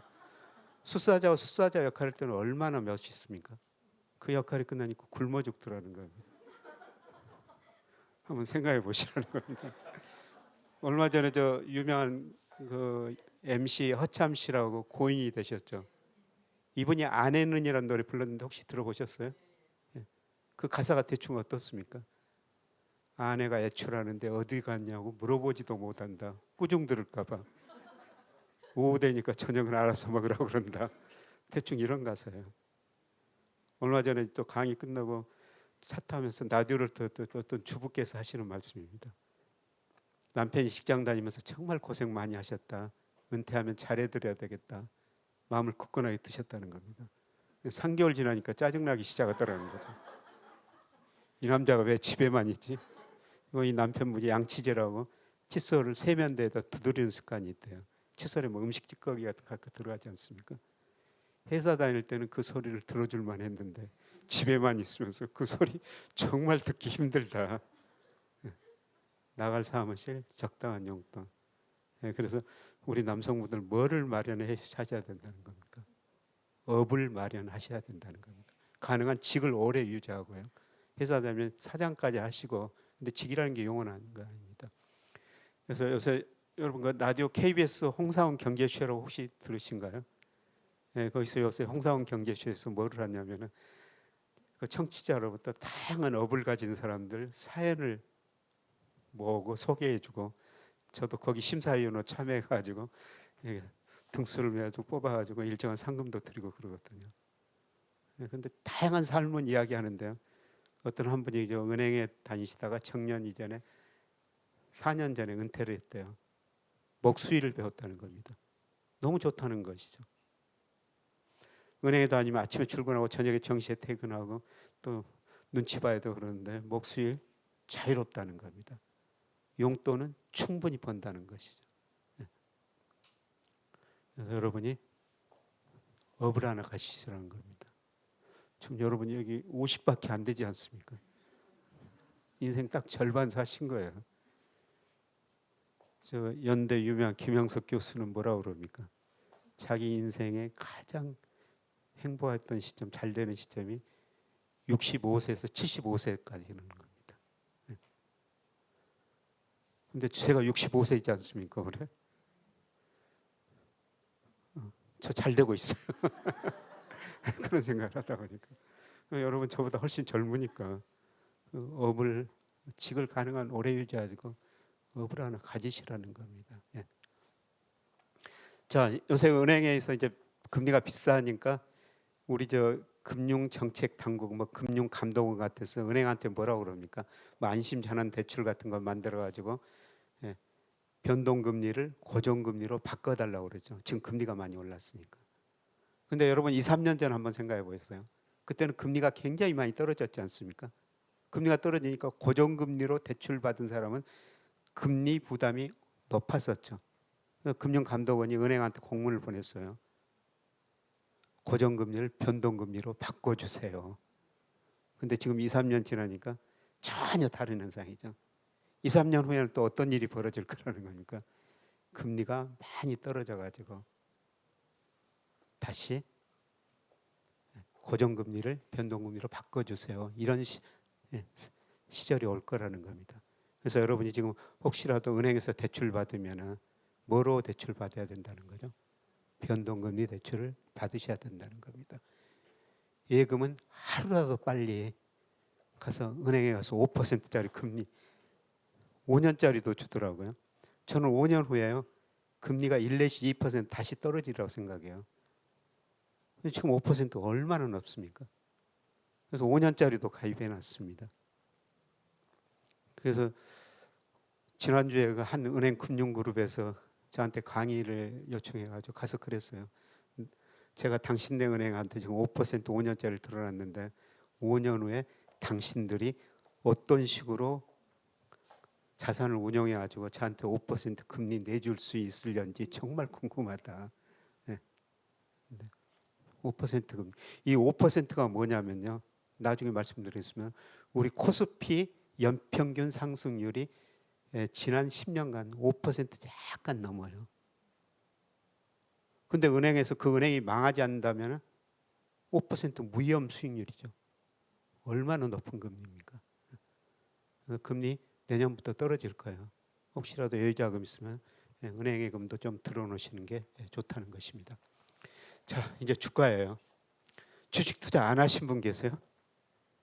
안 하신 분? 안 하셨어요? 잘하셨습니다. 이제 시작하셔야 됩니다. 안 하실 거예요? 제 아내가 2020년부터 처음으로 주식 투자를 했어요. 어디 가나 주식 이야기 하니까요. 그래서 2020년에 주가가 많이 오니까 돈 벌었다고 좋아합니다. 작년에는 지루하다고 그럽니다. 올해는 뭐라고 그런지 아세요? 주식 꼴도 보기 싫다. 가지고 있는 주식이 20, 30% 손해 나 있어요. 뭐 어떤 거는 40% 손해 보이고. 그래서 하도 걱정을 많이 하길래 꼴 보기 싫은 주식 보지도 말고 그냥 가지고 있어라. 이렇게 우리 명목 GDP로 추정한 적정 주가거든요. 주가는 장기적으로 오릅니다. 근데 때로는 가대평가됐다 가소평가되는 거예요. 지금 지나치게 가소평가의 영역에 들어섰습니다. 그래서 보지 말고 기다려라. 예. 근데 어떤 종목을 가지고 있는지 한번 보자 그랬더니 40여 개 종목을 가지고 있어요. 내년에 아까 기업들이 어려운 기업들이 많이 없어질 거라고 그랬죠. 그래서 40개 종목을 한 15개로 줄여보자. 공부 좀 하고 주식 투자하라는 거죠. 재무제표도 몰라요. 그냥 누가 이 주식 좋다면 이 주식 사고 친구가 좋다면 사가지고 40개 종목을 가지고 있는 거예요. 그래서 며칠 뒤에 얼마나 줄였나 물어보니까 40개에서 38개 됐다는 겁니다. 2개 줄였다는 겁니다. 근데 정말 내년에 어려운 주식들은 더 어렵게 될 거고요. 좋은 주식들은 올라요. 근데 작년에 제가 아까 말씀드렸습니다. 모든 경제부에서 가대평가됐기 때문에 주식 비중 줄이십시오 이런 말씀을 드렸는데요. 지금은 가소평가형에 들어섰습니다. 특히 수출에 비해서요. 우리 주가가 제일 같은 방향으로 움직이는 게 일평균 수출이에요. 실제로 우리 기업들이 일하는 날에 얼마나 수출하는가. 우리 경제에서 수출이 차지하는 44%입니다. 그래서 수출이 잘 되면 우리 경제 성장 올라오고 기업 이익 늘어 주가도 오르죠. 그래서 수출이 작년에 늘었습니다. 주가가 너무 앞서갔어요. 혹시 여러분 개 키우십니까? 여러분 개 데리고 산책하면 개가 앞서가고 주인이 뒤따라가죠. 개가 주가고 주인이 경기라는 겁니다. 그런데 개 주가가 주인의 40% 작년 4월에는 앞서갔어요. 지나치게 앞서갔다는 겁니다. 똑똑한 개라면 어떻습니까? 주인이 잘 따라오시는지 주인하고 보조를 맞출 수밖에 없죠. 그런데 지금 어떻습니까? 개가 주인 뒤로 가버린 거예요. 주가 저평가됐다는 겁니다. 그래서 이런 상태이기 때문에 제가 작년에는 주식 비중 좀 줄여주십시오, 줄여주십시오. 요거도 먹으면서 그런 이야기했습니다. 근데 지금은 주가가 저평가돼 버렸다는 겁니다. 물론 여기서 더 떨어질 수 있어요. 저는 내년 뭐 1분기 초반까지 더 떨어질 수 있다고 보는데요. 떨어지면 떨어질 수 없었습니까? 야, 주식을 이제 정말 싸게 살 기회를 나한테 주는구나. 주식 투자 하셔야 된다. 떠나서는 안 된다는 겁니다. 작년에 돈이 많이 풀려가지고 주가도 많이 올랐는데 돈에 비해서 가대평가됐어요. 근데 이것도 가소평가형이 들어서 버렸지 않습니까? 이 빨간 선이 평균이에요. 물론 여기까지 좀 더 떨어질 수가 있어요. 그런데 모든 경제 변수에서 우리 코스피가 저평가형에 들어섰다는 겁니다. 내년 경기 나빠진 거를 주가는 미리서 반영해 버렸다는 겁니다. 자, 요새 이제 더 문제되는 게 집값이죠. KBS, MBC 라디오 뭐 TV 가서 오라에서 가보면은 맨날 물어보는 게 부동산 이야기 하자는 거예요. 사실 주식보다는 부동산이 훨씬 더 중요하죠. 우리 가계 금융자산 중에서 금융자산은 23%밖에 안 되고요. 실물자산 77%나 돼요. 집이 더 중요하죠. 그런데 집값에 대해서도 우리가 한번 생각해 볼 필요가 있다는 겁니다. 자, 우선 일본 집값인데요. 80년대 말에 일본 집값이 급등했었어요. 왜 이렇게 급등했냐면은 아까 85년 9월 미국이 미국 경제가 어려우니까 플라자 합의를 통해 가지고 달러 약세 유도하고 엔 강세를 유도해 버렸거든요. 엔이 강세되니까 엔 가치가 오르니까 일본 수출 기업들이 아우성을 쳐요. 우리가 어떻게 해서 수출해서 먹고 살란 말이냐. 그러니까 일본 중앙은행이 금리를 많이 인하해 줘 버립니다. 그러니까 이렇게 집값이 많이 올랐죠. 이제 주가도 많이 오르고요. 그다음에 인구 구조 35세, 55세 인구 이 사람들이 대학 졸업하고 직장 들어가지고 결혼하고 애 낳고 집을 늘려가는 시기거든요. 이 인구도 딱 90년에 정점 쳤어요. 집값이 이렇게 거품이 발생하니까 일본 중앙은행이 90년대부터 금리를 과감하게 올려버립니다. 거품이 붕괴되죠. 그래서 이 당시 일본 사람들이 집을 투자재라고 생각했어요. 집값이 이렇게 떨어지니까 집은 투자재가 아니라 소비재다. 집은 단순하게 사는 데다. 이렇게 인식이 바뀐 겁니다. 여러분 집이 투자재입니까? 소비재입니까? 최근 우리 집값 많이 올라가서 투자재 이렇게 생각할 수가 있는데요. 우리도 큰 흐름을 다시 한번 생각할 필요가 있는 것 같습니다. 자, 우리 아파트 가격이 KB 국민은행에서 장기 데이터를 발표하는데 2009년 3월부터 올 6월까지 올랐어요. 그런데 이번에는 서울보다는 부산, 대구, 대전 등 지방 도시가 상승률이 훨씬 더 높습니다. 그래서 우리가 서울 이야기만 하는 거는 서울 아파트 가격이 지난달 12억 7천이었고요. 부산은 4억 6천, 대구는 평균 가격입니다. 4억 2천 정도 돼요. 서울이 절대적으로 높기 때문에 서울만 이야기하는데요. 그런데 제가 추세를 구해보니까 추세가 꺾이고 있어요. 집값을 결정하는 주가가 먼저 떨어졌죠. 금리 올랐죠. 대출 줄어들고 있죠. 그다음에 집값을 결정하는 가장 중요한 요소가 경기예요. 앞서 말씀드렸지만 이제 경기가 나빠지기 시작하고 있다는 겁니다. 여러분 지난 정부에서 24번 부동산 억제 정책을 냈지 않습니까? 집값 계속 올랐어요. 그런데 지금 윤석열 정부 계속 규제 하나 하고 있지 않습니까? 이제 시작이라는 겁니다. 앞으로 5년 내내 규제 안 할 거예요. 하락 추세를 꺾을 수가 없을 거라는 겁니다. 그럼 몇 퍼센트가 떨어져야 될 것인가? 원희룡 국토교통장관이 얼마 전에 중앙일보 인터뷰하면서요. 30-40% 떨어져야 될 것이다. 장관이 그런 이야기를 하고 있어요. 그 30-40% 기준이 뭡니까? 서울 이야기인데요. PIR이라고 그래요. 소득에 비해서 집값이 얼마나 높은가. 그걸 가지고 뭐 그런 이야기를 하게 되는데요. 서울 중간 가구 소득에 비해서 서울 중간 집이 작년에 19배였었어요. 그게 무슨 의미죠? 서울 중간 가구 소득을 가진 사람이 19년 동안 하나도 안 쓰고 돈을 모아야지 서울 중간에 있는 집을 하나 산다는 겁니다. 너무 비싸지 않아요? 그게 올 상반기 보니까 17.4배로 떨어졌어요. 근데 장기 2008년 평균이 12배입니다. 그러니까 17.4에서 12배까지 떨어지려면 한 46% 떨어져야 되죠. 그래서 그런 걸 기준으로 해가지고 원장가지 집값이 30-40% 떨어져야 된다. 근데 이게 그 시작이라는 겁니다. 요새 정말 그 거래가 안 되죠. 혹시 여기 뭐 부동산 중개업 하시는 분이 계시다면 힘드실 거예요.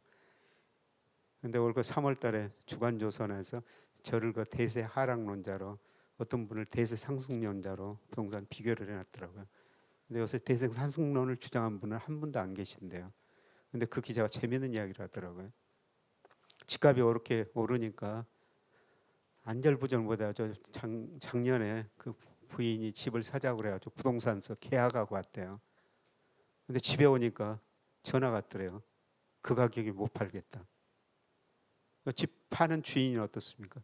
집 팔려고 계약했는데 언론에서 집값이 매덕 올랐다 이렇게 올랐다 보도가 나오니까 내가 너무 싸게 판 거 아니냐 올려달라고 그러더래요. 지금은 어떻습니까? 지금 집 사려는 사람이요. 부동산 중개업소에서 계약하고 왔는데 어제도 오늘 아침 신문도 그렇지 않습니까?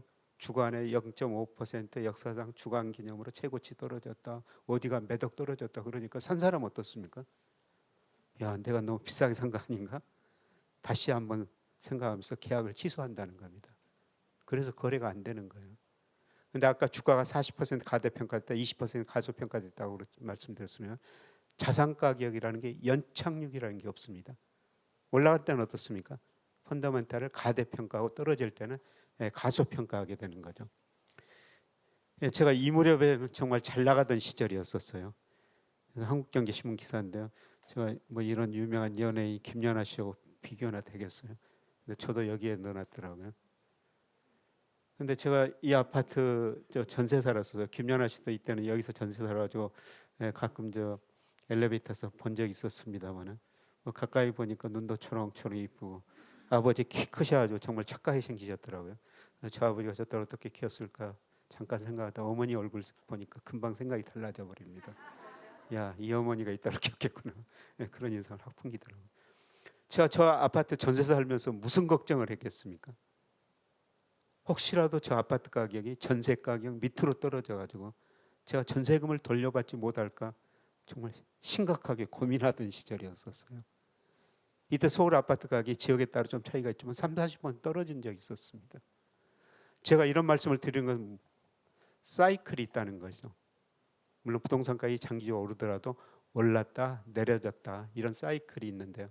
지금 사이클상으로 저런 국면에 들어서고 있다는 겁니다. 지금 일부가 주변 도시에서 막 깡통전세, 역전세 이야기 나오죠. 그게 서울 핵심 지역까지 가야지 아마 이번 상승 국면이 하락 국면이 저는 끝일 거라고 보고 있습니다.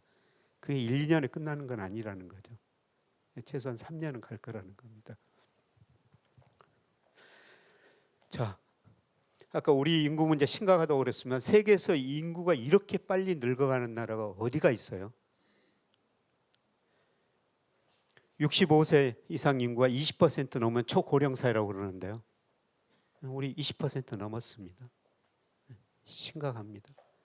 아까 제 이야기했으면 제가 어렸을 때 초등학교 졸업, 중학교 못 갔다고 그랬습니다. 그때 일부 부모님들께서는 애들 낳아가지고 키울 능력이 없어가지고 고아원 같은 데 보냈죠. 지금 고아원 보내시는 부모님 없을 겁니다. 지금 우리가 어디 가야 돼요? 양로원, 노인 위탁시설 가야 되죠. 심각한 문제입니다. 제가 얼마 전에 지방에 있는 노인 위탁시설 한번 가봤더니요. 일손이 부족해가지고 치매 걸린 어르신들 기저귀에 두세 차례 하루에 갈아드린다는 겁니다. 오후 되니까 목욕을 시켜드려야 되는데요. 그 어르신들 세워놓고 수돗물을 뿌리는 모습을 봤었어요. 지금 그렇습니다. 앞으로 몇 년 지나면 65세 이상 인구가 절반이 될 텐데요. 심각한 문제라는 겁니다. 준비 많이 하셔야 된다는 겁니다. 자, 얼마 전에 또 서울 이웃미술관 갔어요. 작가가 의미 있는 통계를 분석해 놨더라고요. 여러분 1차 베이비 세대는 언제 태어난 사람들이죠? 1955년에서 63년에 태어난 사람들 1차 베이비 세대라고 그래요. 저 58년 개띠입니다만 1차 베이비 세대가 태어났을 때 제 이야기했습니다. 얼마나 우리 경제 가난했어요. 이 사람들이 그 어려운 항소 공부해가지고 80년대 우리 경제가 높은 성장을 하니까 직장 들어가지고 열심히 일해가지고 우리 1인당 국민소득 3만 달러 돌파하는데 크게 괴했습니다. 그런데 이 사람들이 자기들은 좋은 학교에서 공부 못했으니까 자녀들한테 교육 투자 엄청나게 했죠. 부모님 모셨어요. 그런데 그들 자녀들이 독립된 생활을 못하는 경우가 많다는 겁니다. 그들 자녀들을 에코붐 세대라고 그래요. 79년에서 92년에 태어난 사람들. 그들한테 교육 투자 엄청 하고 부모님 모시고 정작 자기 노는 별로 준비가 안 돼 있다는 겁니다. 최근 통계는 없어요. 1차 베이비 세대가 가지고 있는 평균 자산이 전국 평균 3억 2천이었어요. 서울은 5억 2천입니다. 물론 집값이 2배 이상 올라가지고 10억이 넘어겠죠. 서울 평균 베이비 세대 자산이. 근데 서울 아파트 가격이 평균 12억 7천만 원이라고 그랬습니다. 겨우 중앙에 있는 아파트 하나 가지고 있는데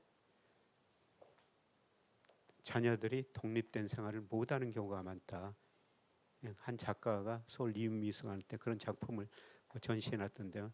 전체적인 사실은 아니라도 부분적인 사실입니다. 그래서 우리 인구 고령화 베이비 세대인데 가계 부채가 계속 집값을 오르는데 그동안 그 집값이 오른 것은 우리 소득이 증가했습니다. 가구 수가 증가했어요. 그런데 우리 잠재 성장을 계속 떨어진다고 말씀드렸죠. 소득 증가 속도가 줄어들 거라는 겁니다. 가구 수도 4, 5년 지나면 이제 줄어들기 시작합니다. 가구 수가 늘어나 집값이 올랐는데요. 줄어들기 시작한다는 거죠. 그럼 어떻습니까? 떠받치는 힘이 갈수록 줄어들고 아래로 밀어내는 힘은 커지고 지역에 따라 차이는 있을 겁니다. 부동산은 첫째, 둘째, 셋째 위치라고 그러는데요.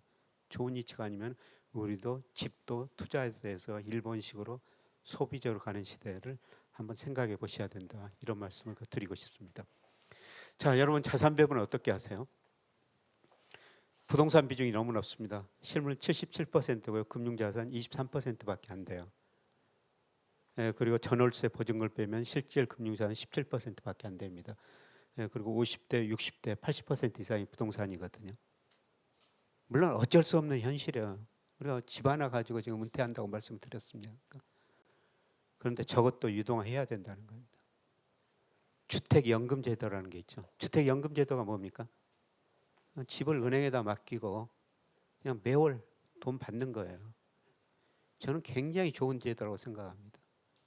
근데 여기서 집값이 떨어진다고 그러니까 많은 분들이 그 주택연금 가입 늘어나고 있대요. 그 시세에 따라 가지고 은행에서 평가하고 주는 돈이 매월 주는 돈이 달라지니까요.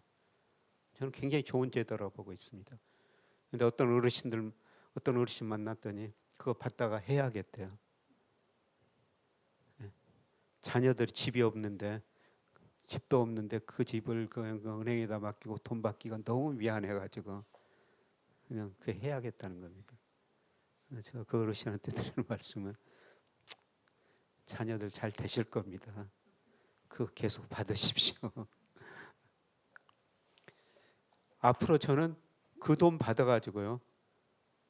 그 돈을 채권 투자하는 게 혹은 지금 은행 5% 맡기는 게 부동산 가격 올라가는 것보다 더 수익률이 좋다고 생각하고 있어요. 이치에 따라서 한번 생각해 보시라는 겁니다. 자, 구체적으로 자산 배분인데요. 자, 우리 가계가 4,922조 가지고 있는데 은행에다가 한 45.6% 맡기고 있어요. 작년에 43.4%였는데요. 은행에 돈이 지금 많이 몰리고 있죠. 몰릴 수밖에 없죠.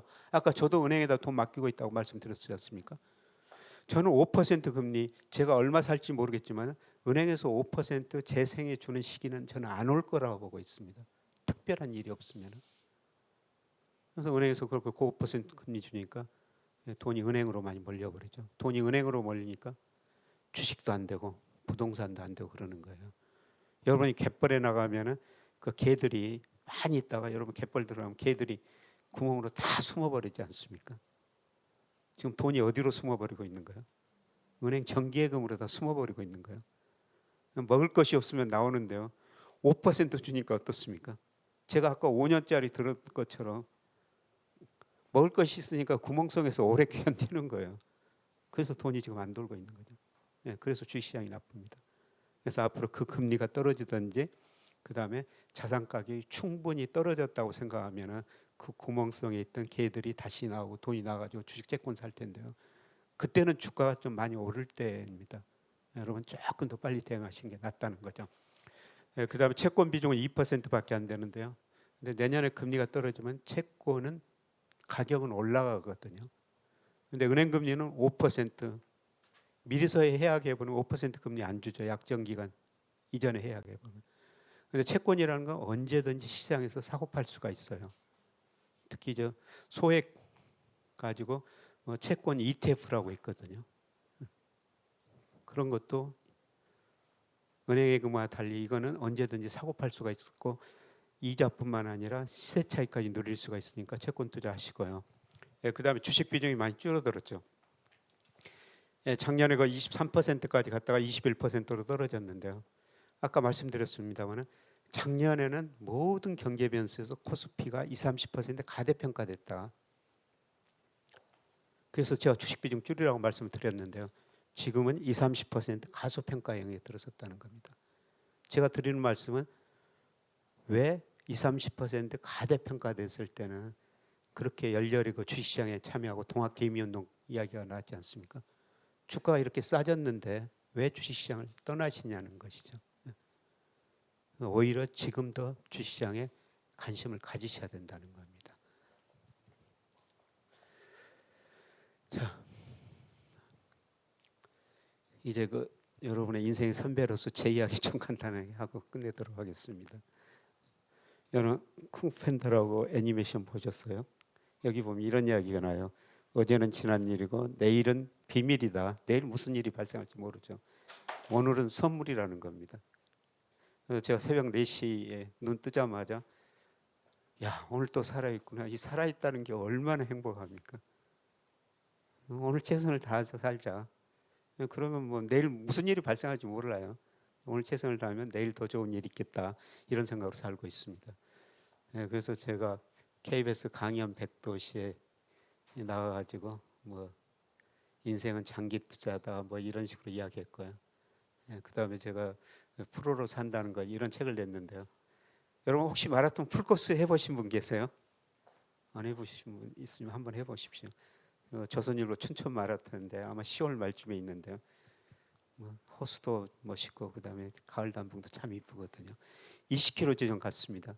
정말 힘들었어요. 포기하려고 그냥 걸었어요. 근데 마라톤 중간중간에 먹을 걸 주거든요. 그 지점에서 바나나를 주더라고요. 바나나를 2개나 먹었습니다. 어떤 분이 저 때문에 못 드셨을 수 있는데 바나나 먹으니까 힘이 나더라고요. 또 달리기 시작했죠. 40km 지점 가니까 정말 주저앉고 싶었었어요. 그런데 제가 산들바람이라고 표현했으나 가느다란 바람이 불어가지고 제 등 뒤를 밀어줬어요. 그래서 안주를 했습니다. 안주하고 나서 제가 또 산들바람 때문에 안주했습니다. 어려운 환경에서 조그만 도움이라도 큰 힘이 되구나. 그래서 제 어려운 이야기를 하면서 제 후배들한테 좀 희망을 줘야 되겠다. 그래서 뭐 제 인생 이야기하면서 프로로 산다는 거 프로페셔널입니다. 저는 어렸을 때 헤르만 헤세 책을 참 많이 읽었거든요. 그 책 보면 하늘에 떠 있는 구름 한 조각도 시냇가에 있는 조약돌 하나도 다 의미가 있다는 겁니다. 저나 여러분을 지상에 보내서 신이 특정한 능력 하나는 주셨을 거예요. 그 능력 최대한 발휘하시라는 겁니다. 그러면 사회가 인정하고 경제적 부분은 자연적으로 뒤따라온다는 겁니다. 저 아까 말씀드렸지만 중고등학교 검정고시했고요. 그 다음에 전남대 경제학과 서강대 석사 마치고 대신증권 들어갔어요. 회사 다니면서 박사했어요. 회사 다니면서 박사하기 쉽지 않거든요. 근데 마음만 먹으면 다 됩니다. 안 되는 게 없어요. 제가 박사를 해놨기 때문에 교수를 하고 지금까지 일할 수 있지 않습니까? 여러분 젊습니다. 할 수 있어요. 다양한 일을 하고 있는데요. 뭐 이런 일을 하면서 뭐 회사한테 직간접적으로 도움을 주고 있죠. 뭐 전 나름대로 뭐 명예도 되고요. 여러분 뭐 사는 방식이 다 다릅니다. 근데 이거는 제가 사는 방식이에요. 저는 헬렌 켈러 사울만 볼 수 있다면 그 책을 늘 책상 옆에 두고 있습니다. 여러분 내일 장님 되는 건 아니에요. 근데 장님 된다고 한 번이라도 생각해 보십시오. 지금 이 순간이 얼마나 소중합니까? 그다음에 항상 우리가 좋은 생각을 하고요. 그걸 행동에 옮기고 그걸 습관화시켜야 돼요. 그러다 보면 성격, 운명도 바뀌게 되는 거죠. 그래서 제가 새벽 6시까지 술을 마시더라도요. 아니 5시까지 술을 마시더라도 6시에 꼭 회사 옵니다. 회사 가지고 하는 일이 뭡니까? 우리가 자는 동안에도 미국, 유럽 다양한 경제적 금융 시장 사건이 발생하고 우리 경제에 영향을 미치지 않습니까? 그래서 회사 6시 출근해 가지고 1시간 동안 정리해 가지고 제 고객들한테 매일 보내주는 겁니다. 그리고 주말에는 또 토요일 날 나와가지고 일요일 날 나와가지고 지난주 세계 주가 금융시장 어땠고 이번 주는 어떻게 될 거다 월간 자료 계속 쉬지 않고 냈거든요.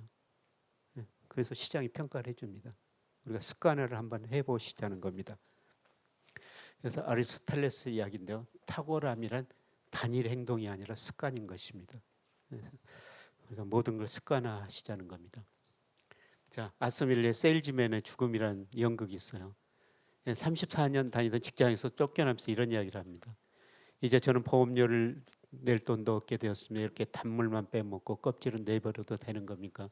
저는 사람이지 포도가 아니라는 겁니다. 여러분이 다니는 회사에서 쓸모없다고 생각하면 회사 다니라고 그러겠어요?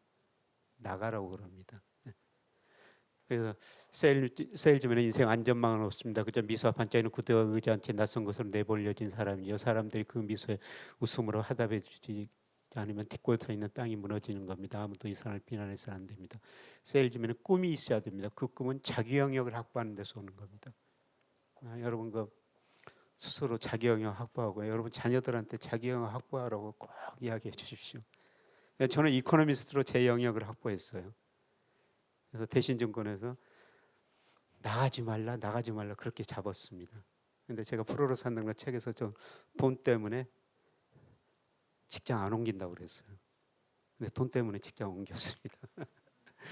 대신증권에 근무하고 있는데 저는 그 하나금융그룹 회장이었던 김정태 회장이 그때 하나대투증권 사장이었는데요. 저한테 오라고 그럽니다. 조건이 좋아요. 제가 대신증권에서 17년 받았던 연봉보다 3년 주겠다는 연봉이 더 많습니다. 그리고 뭐 여러 가지 또 보너스도 많이 주겠다는 겁니다. 옮겨야 되겠어요? 안 옮겨야 되겠어요? 그래서 뭐 제 책에다 쓴 글귀 배반하고 그냥 직장 옮겼습니다. 그래서 여러분들이 여러분 자녀들한테 꼭 자기 영역 확보하시라고 공부를 하시라는 겁니다. 아까 큰 흐름 이거는 이야기했고요. 그다음에 쉬지 말라, 게으르지 말라, 아프지 말라, 건강하라는 겁니다. 제가 마라톤 풀코스 들어오는 장면인데요. 제 아내가 뭐하러 저렇게 힘든 일을 하느냐 그렇거든요. 저는 궁금해서 한다고 그래요. 제가 좀 마라톤 풀코스를 달린 거는 마라톤 풀코스 달렸을 때 기분이 어떤가 정말 궁금했어요. 여기 롯데월드 있죠. 그 자이로 드롭이라고 젊은 애들이 막 소리 지르면서 떨어지지 않습니까? 왜 저렇게 소리 지르지? 젊은 애들 줄 서 있는데 저 같은 늙은이가 30% 줄 서가지고 한번 타봤어요. 애들이 다 쳐다보더라고요. 그 다음에 지나가다 보면 저 번지 점프 하는 데 있죠. 저 짓은 또 왜 하지? 가서 해봤습니다. 그거 재밌습니다. 한번 해보시죠. 떨어질 때는 조금 두려운데요. 떨어지기 직전에 이 발을 3분의 1 밖으로 내라고 그러거든요. 근데 그때가 좀 두렵습니다. 그런데 상당히 많은 사람들이 몇만 원 주고 포기하고 내려온대요. 그때를 못 참아죠. 근데 그때 참고 이게 떨어져가지고 거꾸로 매달려가지고 왔다 갔다 하면 기분 참 좋습니다. 한 번은 제가 이상한 오토바이를 타다가 제가 조작을 잘못해가지고 날라가지고 계곡으로 떨어졌어요.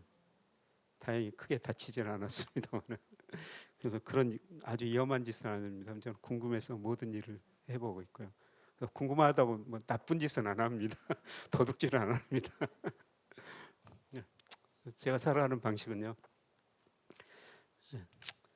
그동안 제가 어렵게 공부해가지고 사회한테 도움을 받았으니까 책 써가지고 인쇄 전부 기부하고 있고요. 그 다음에 매월 그 자동이체 시키고 있습니다. 여러 은행에다 조금씩. 차별화가 제가 우리 경제가 저성장으로 하면서 차별화가 문제다.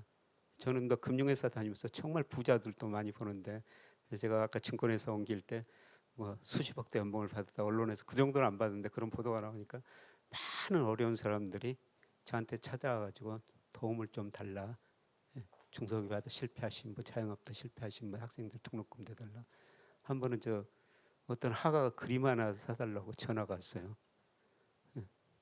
전혀 모르는 화가인데 그래서 하나 사드렸죠.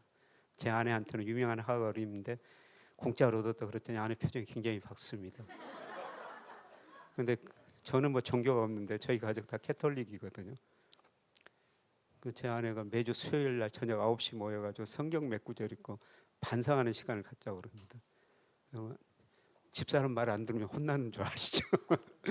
그래서 그 성경 보고 반상하는 일을 했는데요. 하루는 반성할 게 없어요.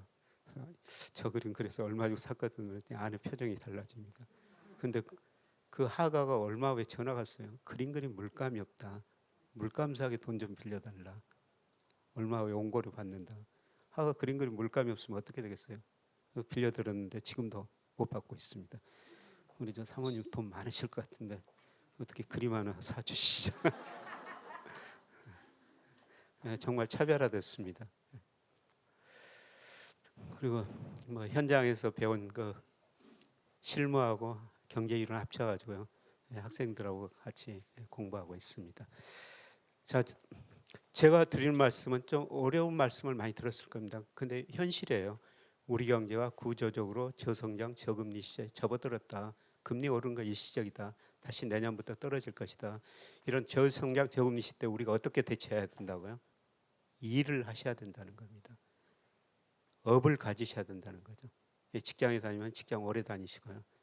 남편 직장에 다니시고 짜증난다고 뭐 사표 낸다면 어떻게 하겠습니까? 잘 달려가지고 계속 내보내셔야 된다는 겁니다. 그리고 공부하라고 그러셔야 돼요. 업을 하나 아까 목수일도 했지만 다양한 업이 있거든요. 그 업을 하나 가지시라는 겁니다. 그리고 아직 우리 경제가 일본식 디플레이션에 빠질 때는 아니에요. 우리 명목 GDP도 증가하고 증가 속도는 둔하지만 아직도 증가하거든요. 추세는 상승 추세입니다. 그런데 지금 주가가 제일 먼저 추세 밑으로 떨어졌고 지금 경제가 추세 밑으로 떨어지고 있고 부동산도 떨어지고 있다는 겁니다. 그런데 결국은 어떻습니까? 다시 추세대로 상승할 거라는 거죠.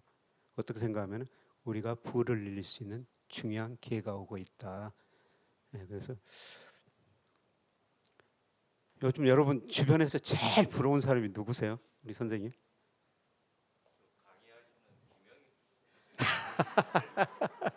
고맙습니다. 저는 그렇게 물어보면은 여러분 박경철 시골의사로 박경철 원장 아시죠? 저는 그 친구가 제일 부럽다고 이야기하고 있어요. 뭐 저하고 아주 가까운 사이고 자주 만나니까 그 친구라고 그러는데요. 7년 동안 놀고 있거든요. 7년 동안 무슨 노는 이유는 다른 뭐 깊은 이유가 있는데요. 7년 동안 놀려면 뭐가 있어야 돼요? 돈이 있어야 되죠. 그 돈을 어떻게 마련했어요? 무슨 직에서 마련한 겁니다. 박 원장이 97년에 외환위기 때 대학병원 의사 하다가 개인 병원을 차린 거예요. 은행에서 돈 엄청 빌려가지고. 근데 금리가 20% 이상 올라가 버렸지 않습니까? 야, 저 금리 돈 어떻게 갚지? 나는 죽었구나. 그런 생각이 들더래요. 그래서 한자 한 분 한 분 지극정성을 다해 치료해 주시고요. 나갈 때 두 손을 꼭 잡아주고 그리고 그날 저녁에 남아가지고 그날 온 환자 분 일일이 한 분 한 분 전화를 드렸다는 겁니다. 지금 저 병원에 있습니다. 혹시라도 불편하면 병원에 오십시오. 거동이 불편하면 제가 댁으로 방문하겠습니다. 세상에 그렇게 친절한 의사가 어디가 있어요? 그러니까 친절하다고 병 잘 고쳐진다고 엄청난 사람들이 몰려가지고 오히려 그 어려운 시기에 더 돈을 벌어버린 겁니다. 예, 그리고 책을 써가지고 인쇄가 계속 들어오고 있죠. 예, 저는 뭐 책 써가지고 16권 썼습니다만 9세 9번 찍어내는 게 가장 많이 찍어냈습니다. 그 친구는 130세도 찍어냈어요. 베트남, 중국에서 그 책이 번역돼가지고 베트남에서 7주 연속 베스트셀러가 된 적도 있습니다. 예, 그리고 미래를 내다보니까 주식에서 굉장히 많은 돈을 벌었죠. 예, 그래서 7년 동안 놀고 있는 거예요. 그러니까 박경철 원장한테 돈이라는 거는 하고 싶은 일을 하고 싶을 때 하게 만드는 게 돈. 박 원장한테 딱 맞는. 근데 그런 돈을 우리가 직에서 열심히 벌고 금융시장에서 미래를 내다보면 벌 수가 있다는 겁니다. 자, 이제 질문 받겠습니다.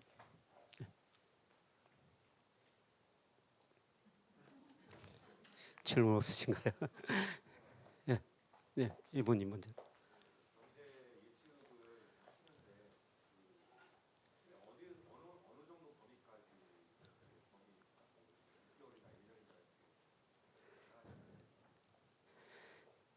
예, 경제 예측하기는 굉장히 힘들고요.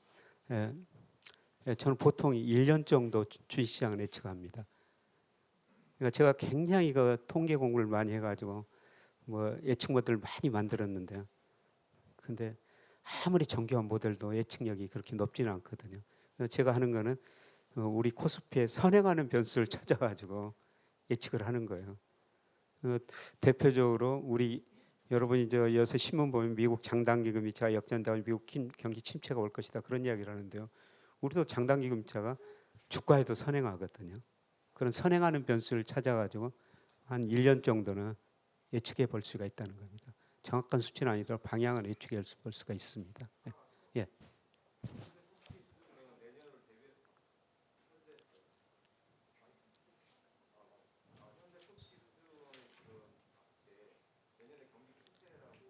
예.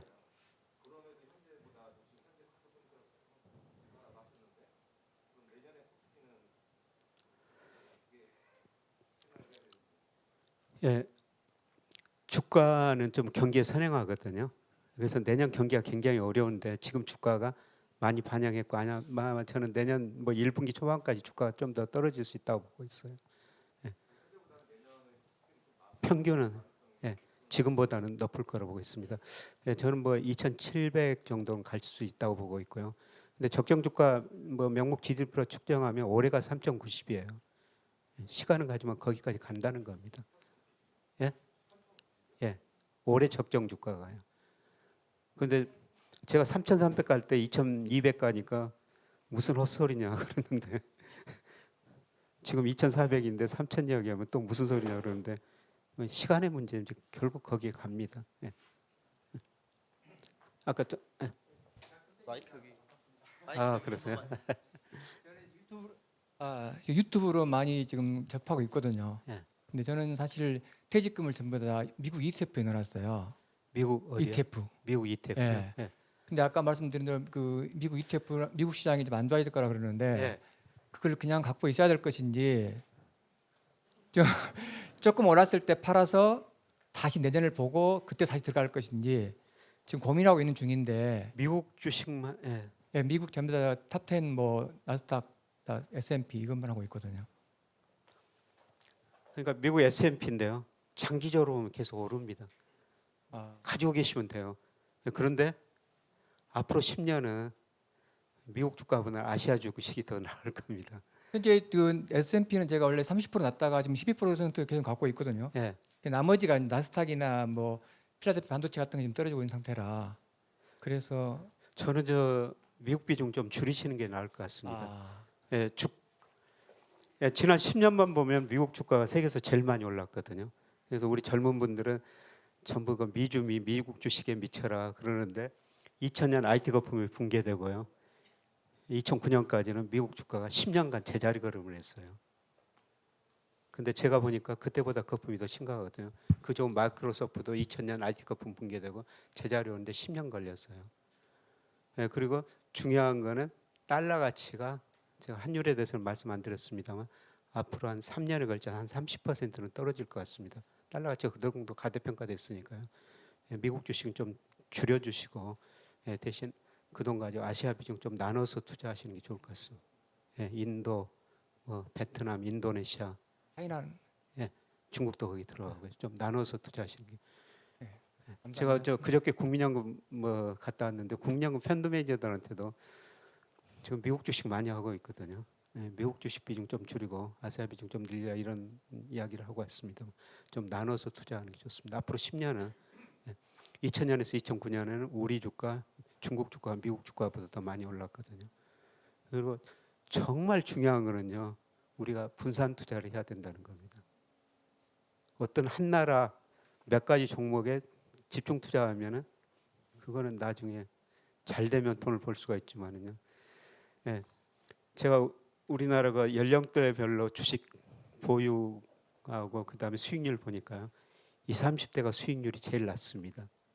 왜 20, 30대가 수익률이 낮은지 아세요? 우선 자기가 가지고 있는 돈이 적으니까 욕심은 많아가지고 집중 투자를 해요. 소수 종목에. 그리고 증권사에서 돈을 빌려가지고 투자를 합니다. 그런데 증권사에 돈 빌리면 이자가 9%도 되거든요. 그리고 오래 안 빌려줘요. 그래서 단기 투자할 수밖에 없죠. 예, 그래서 꼭 분산 투자를 해라. 그래서 저 분산 투자 젊은이들 저희 학생들한테 이야기하면 학생들 하는 이야기가 뭔지 아세요? 계란이 하나밖에 없는데 어떻게 바구니에다 남아 담습니까? 당신 말도 맞는데 제 이야기는 그 계란을 메추리알로 바꿔가지고 그래도 남아 다녀야 된다. 한 나라에다 투자하시면 안 됩니다. 좀 나눠서 투자하시는 게 좋을 것 같습니다. 예, 여기 저 마이크 먼저 들고 계시네요. 아까 전에 5% 5년짜리 예금 드셨다 했잖아요. 예, 그 어느 은행이요?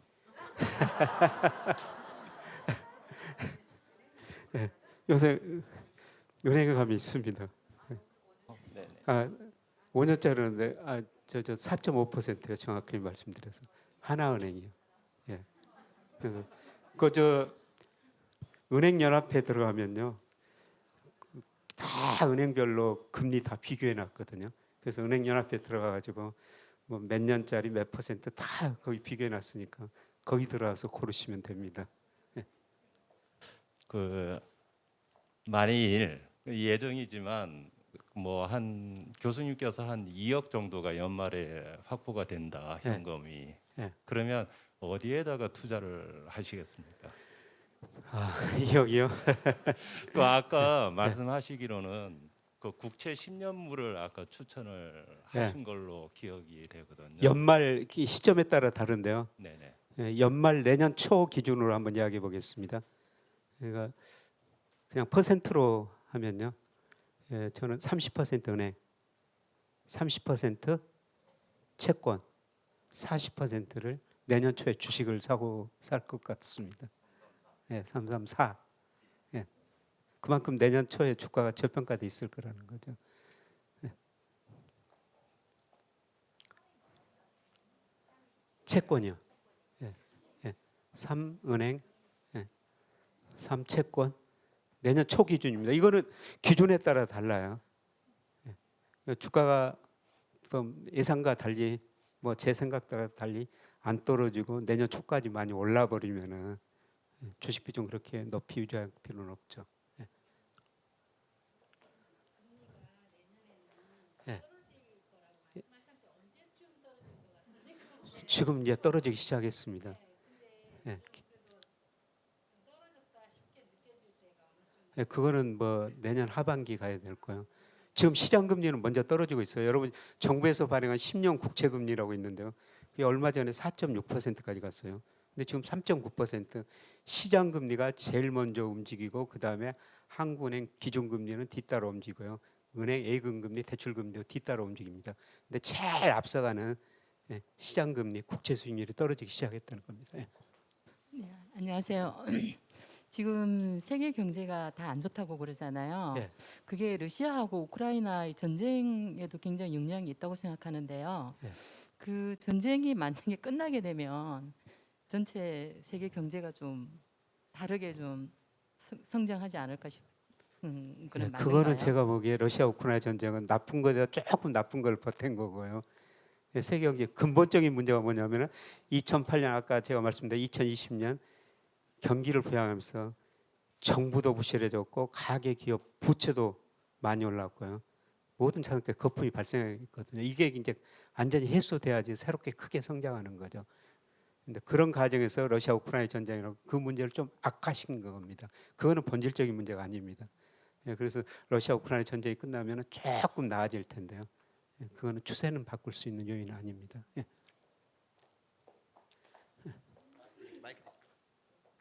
국내 주식을 국내 주식을 하시잖아요. 예. 국내 주식을 이제 내년에 저희 보러 저평가돼 있으니까 사는 게 좋겠다라고 말씀을 예. 하셨는데 그러면 국내 주식에서 업종 종류 같은 거 이제 구체적으로 보시는 거랑 국내 주식의 그 낮은 저평가됐을 때 보는 지표 같은 거 예. 구체적으로 교수님은 어느 쪽을 보시고 이런 방향에서 이 주식을 투자해야 되겠다 이렇게 보시는 게 따로 있으신지 궁금합니다. 나중에 제가 일하기 위한 종목 뭐 업종 샀다가 저한테 전화하기 없깁니다.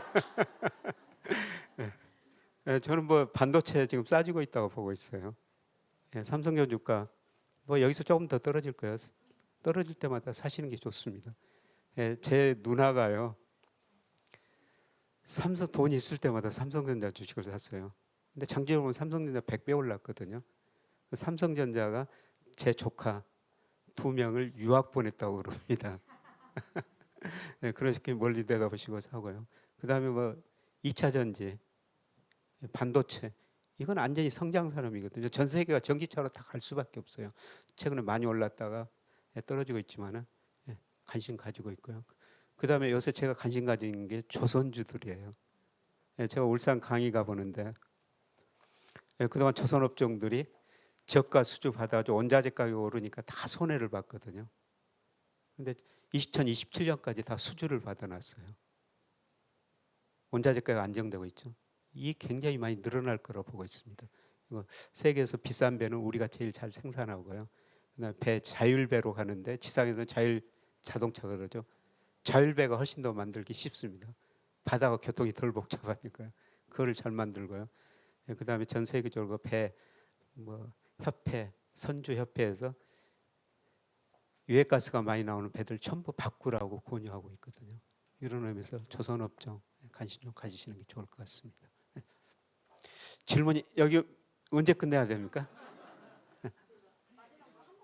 예, 한 번만. 저 마이크 드셨고요. 예, 두 분만 받겠습니다. 저기 저분 먼저 받고요. 예.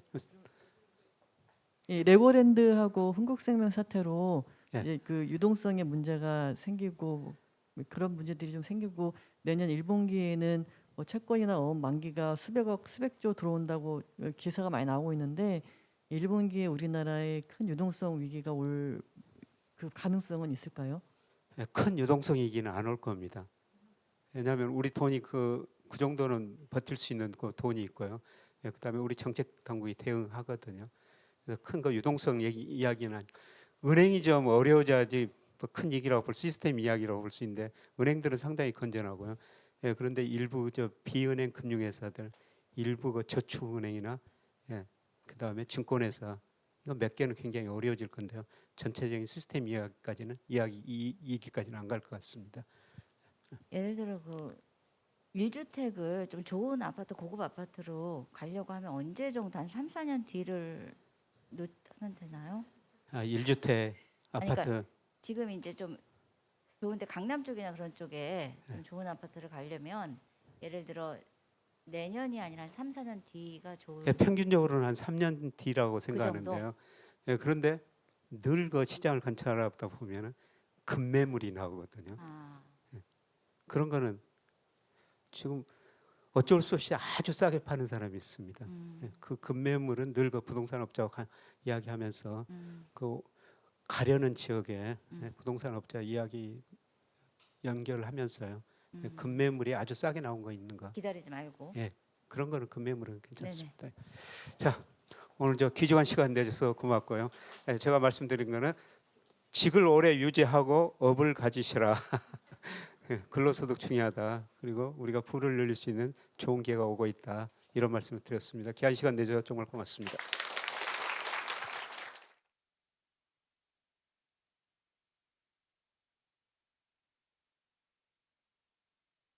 이게 다시 한번 큰 박수 부탁드리겠습니다.